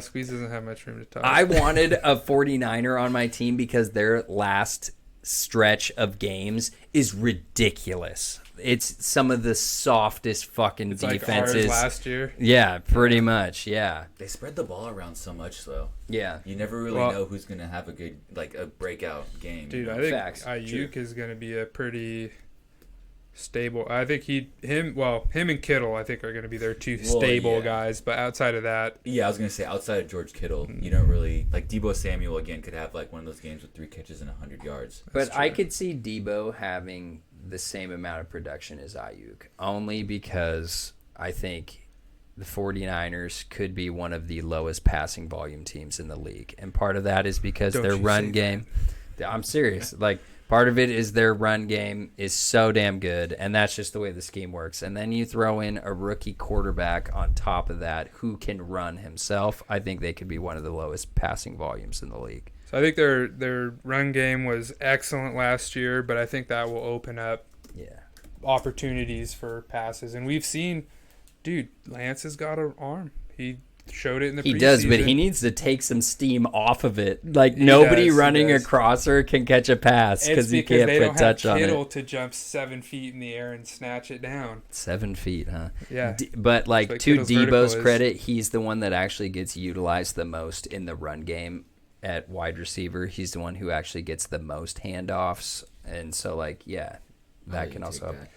So I will take that as I have the only stack on the show right now. Oh, Unless no. Taysom Hill starts and Michael Thomas gets healthy. Well, 2 ifs. Dude, if you can stack at the right ADP, you should absolutely do it. well, like it also depends on who you're stacking. yeah. True. I mean, it's if you stack a top tier. I mean, they have to be good on their own, obviously. Mm-hmm. But like in my case, I was hyped to get Murray and Hopkins because he's a PPR machine, So, like, Hopkins top, is. top 5 stacks. and Kyle Murray and Hopkins are in it for sure. I would say They're a top for sure. I'd Yeah. say it's Hopkins and Murray is 3. 2 would be You say Aaron Rodgers and Devontae Adams. no. Really? I would say Josh Rodgers isn't that good. Josh Allen and Stephon Diggs, and then the top I think would be Mahomes and Kelsey, for sure. Yeah. or Mahomes and Dude, Hill. and that's something with Luke's team that also made his Josh Allen pick so good, is he already had Diggs to stack him with. Like Yeah, for see, your that's what he stack, said too. yeah. like I would take Mahomes and Kelsey, Mahomes and Kelsey over Hill. And Kelsey. stacks, Yeah, I like would too. a stack is just if you are this person's opponent and you see that you are going against a stack. Like I'm You going hate against watching I'm those going games. against Squeeze week 1. I am not going to be happy on red zone when I see Tannehill throw a touchdown to Julio Jones. Like it's just there's very, very few possibilities out there to where 2 people can score on your team at the exact same time. Especially if it's And a good quarterback. it's a lot easier when you are able to bet on one thing happening over a bunch of things. So if you have a stack with, for us, the Titans week 1 against the Cardinals, you can bet on, I think the Titans are going to do well against the Cardinals and score a bunch of points. Well, then if you have 2 guys there, then that is a very high possibility that both guys are going to be good on your team because you just think that the Titans offense is going to do well in this game. Double-edged sword though. They go against a top defense. It's then high you're risk, high reward for extra sure. hurt. Absolutely. So I think it really just depends. I was comfortable with it with Murray because he runs even against good defenses. He's still going to get runs. Hopkins still going to catch balls. Yeah. I wouldn't do that. There's only a few stacks I'd be comfortable taking. Yeah. The further you get down, the more risky it is. I'd say there's only 4 or 5 in all of fantasy that is like a lock for at least good production.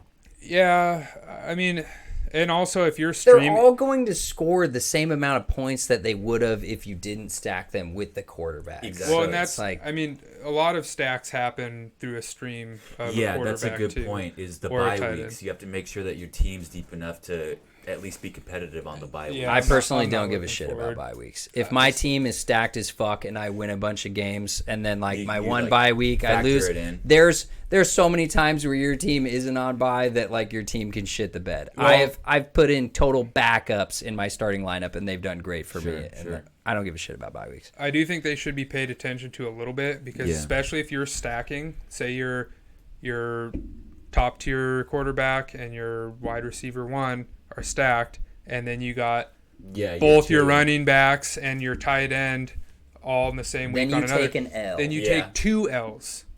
If you're putting yourself at that much, especially in teams that require a full roster to where you might have to drop a player you really don't want to drop, that's when I pay attention to it. That's pretty extreme. Though. other than that's that- very extreme. Yeah, dude, and Well, Kevin and has a bunch of bucks, so we'll see how his bye week's Yeah, like. I mean, he's it's loaded. But I you can don't get a defense for nothing though. True. I don't consider it a common issue, but it is something to keep an eye on, and it's very So- easy to get yourself out of that situation in the draft. But This is partly me tooting my own horn here. Well, we go. like Oh, here just, we go. just to go with Yet actually again. what you were saying though is that never let it stop you by drafting a worse player than you would have because they had Absolutely. the same buy. Absolutely. Always Yeah. take the better player. But then like for me last year when I played against Danny, right, Yeah. in Julian's league, I had fucking nobody. My buys had screwed me.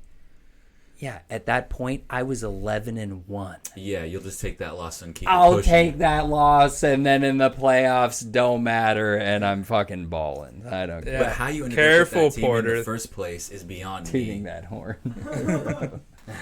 Why does Trey Lance take over the league? when does Trey When Lance?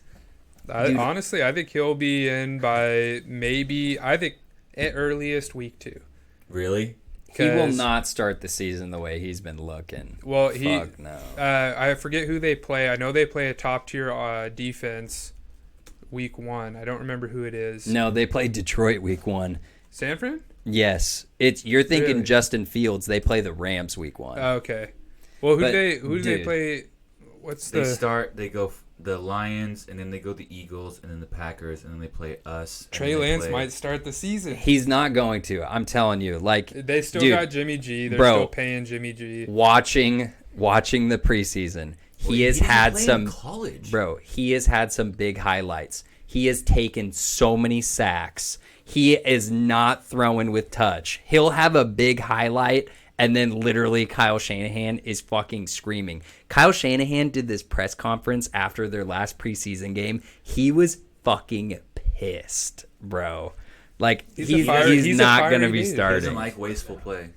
Like, I would love to have him chilling on my bench, but it's not going to be for a little bit. Yeah. T-Law does play the Texans week 1, but fuck, the Jags looked Easy, man. awful last night. Lavishka is about to be looking nice. I feel bad for people who have to watch that game. Dude. The Oh, Texans I will be. versus the I will Jags. be For watching real. that. Dude, I haven't re-upped it for this season because it fucking redoes it every year, but Game Pass will be available to us so we can watch every fucking game Nice. after the ones I've played. I'm going to be gonna be watching my all 22. Watching Nighttime films. activities every week. Yeah. Every day. Watch film. Yeah. So Say that with horror in your should eyes. we give Oh God. should we give our early what we think is going to happen week 1 for our league? Because I have the matchups in front of me. Okay. That would be a good way to wrap. Yeah, things we'll up. round it So out. I'll yeah. start from the bottom and work my way up. We have Kyle versus TJ. Oh yuck. and we can go. Why don't we go to the matchup itself? Speaking of a game like the Jaguars versus the Texans, You're such a fucking asshole. You hyped up Kyle's team, but still, no. this They're pieces pod's of shit. for talking shit to the other Absolutely. teams. Kyle's Especially while projected Kyle's not here. 121. Fuck him. TJ's projected 112. You obviously can never go by the projections. It's you just know, more of a but gut feeling at this point in time. Yeah, especially week 1. You freaking never know what's going to happen week 1. Let's see. If I'm a betting man looking at both of these teams and the opponents that they're facing, I'm going to go with the upset here. I'm going to go with TJ. Where? I'm going with Kyle. I like his team. I like Dalvin Cook against Cincinnati. I like Ridley against Philly. Ridley against Philly, dude. Ridley's going to fucking eat. Yeah. I cried when he went off right before me. God damn it. I mean, on the flip side, you got Mixon against Minnesota, which is pretty good for Mixon, but you got Clyde against Cleveland. Debo. At Detroit, they're not very good this year. Mike No. Williams is going against Washington. Dude, I don't think TJ will even be starting Mike Williams week 1. He still has his hip flexor problem, and I think TJ's got other options to go with, but All right, you're So I you're got- you're the You're the tiebreaker. yeah, the tie-breaking vote. I think Kyle's going to win. Going His with team projections. pissed me off so goddamn much. Like, his team is looking pretty damn good right All now. right, so we got Kyle winning that matchup. But who? Well, no, he's even got Hawkinson at tight end. Like, Hawkinson's going against the Niners. yeah. All right, so after this, there's Luke versus Steven. Are you able to pull him up? Yeah, I'm Okay, ready. cool. Obviously. You can't. You know what can't I vote for think. yourself.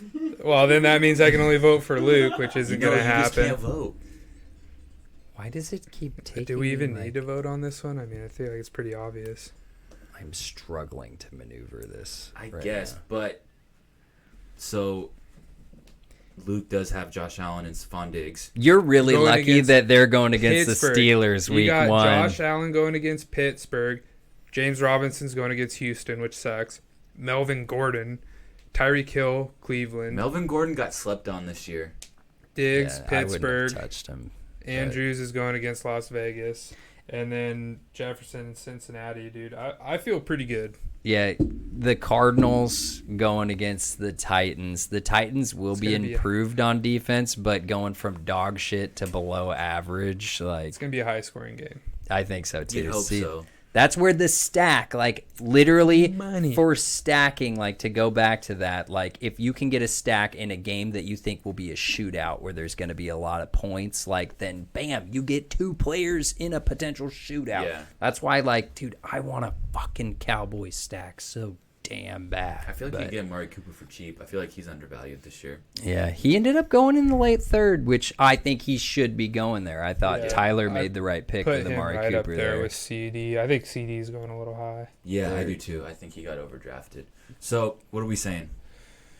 I'm gonna have to go Steve on this one. I think your stack's better than his. I'm going Steve too. Okay.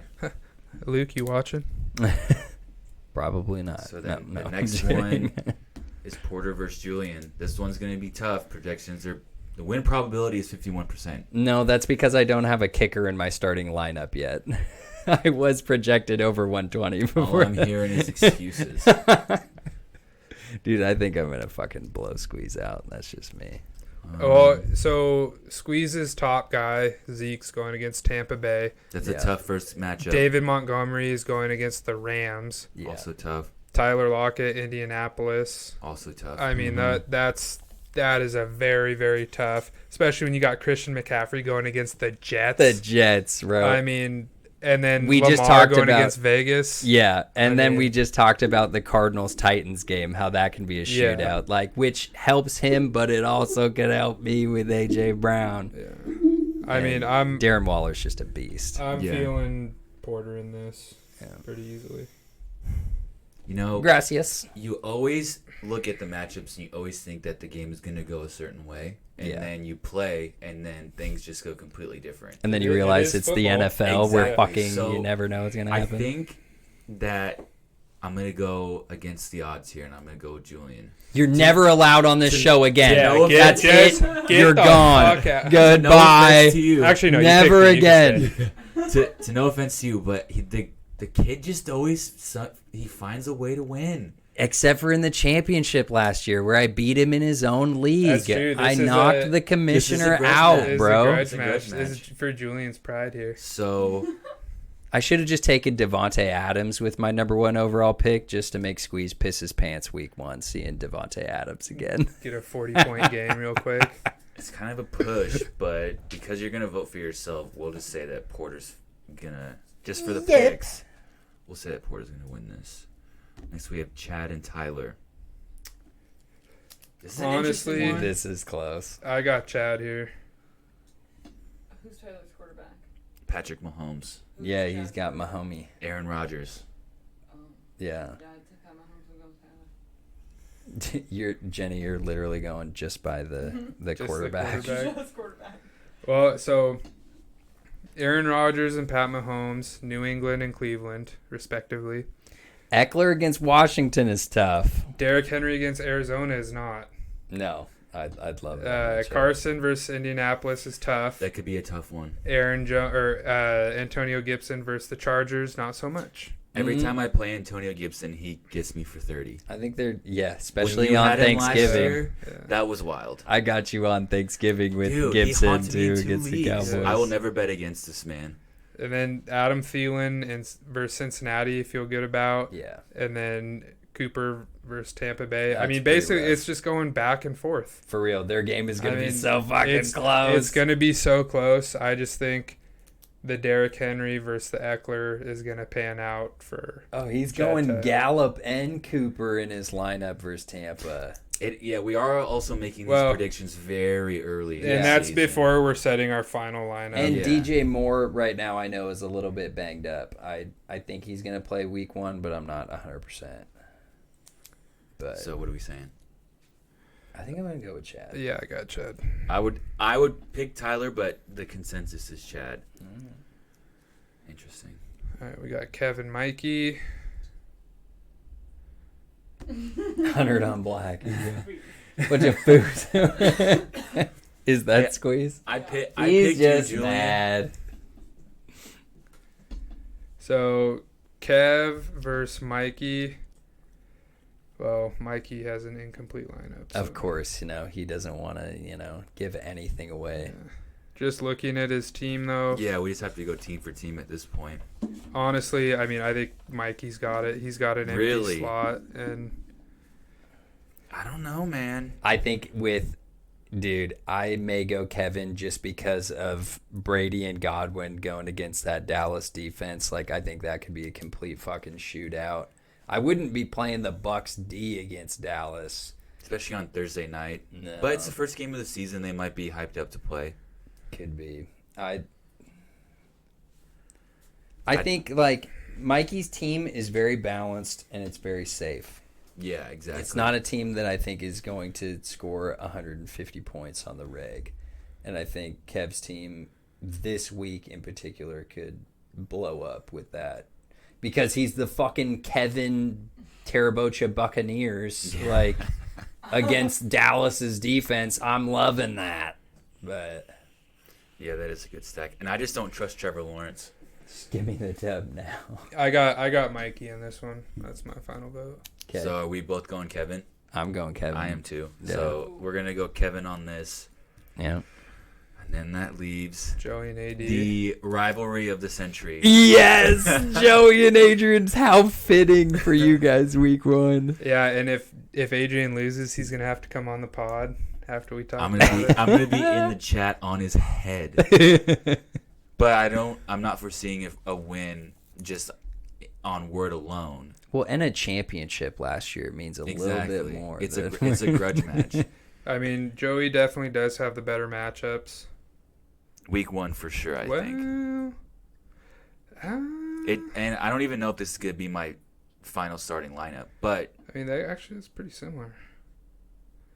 It's really close. You really need to see if DeAndre Swift is going to be there. Seriously, I didn't mention this. Their coach, Dan Campbell, said that it is not for certain if Swift is going to be there week 1 with his groin thing. Yeah, I saw the reports today. So, but even then, the thing is, I can switch out him for like someone like Kareem Hunt, and I'll be okay. Yeah. So I'm not really worried about him.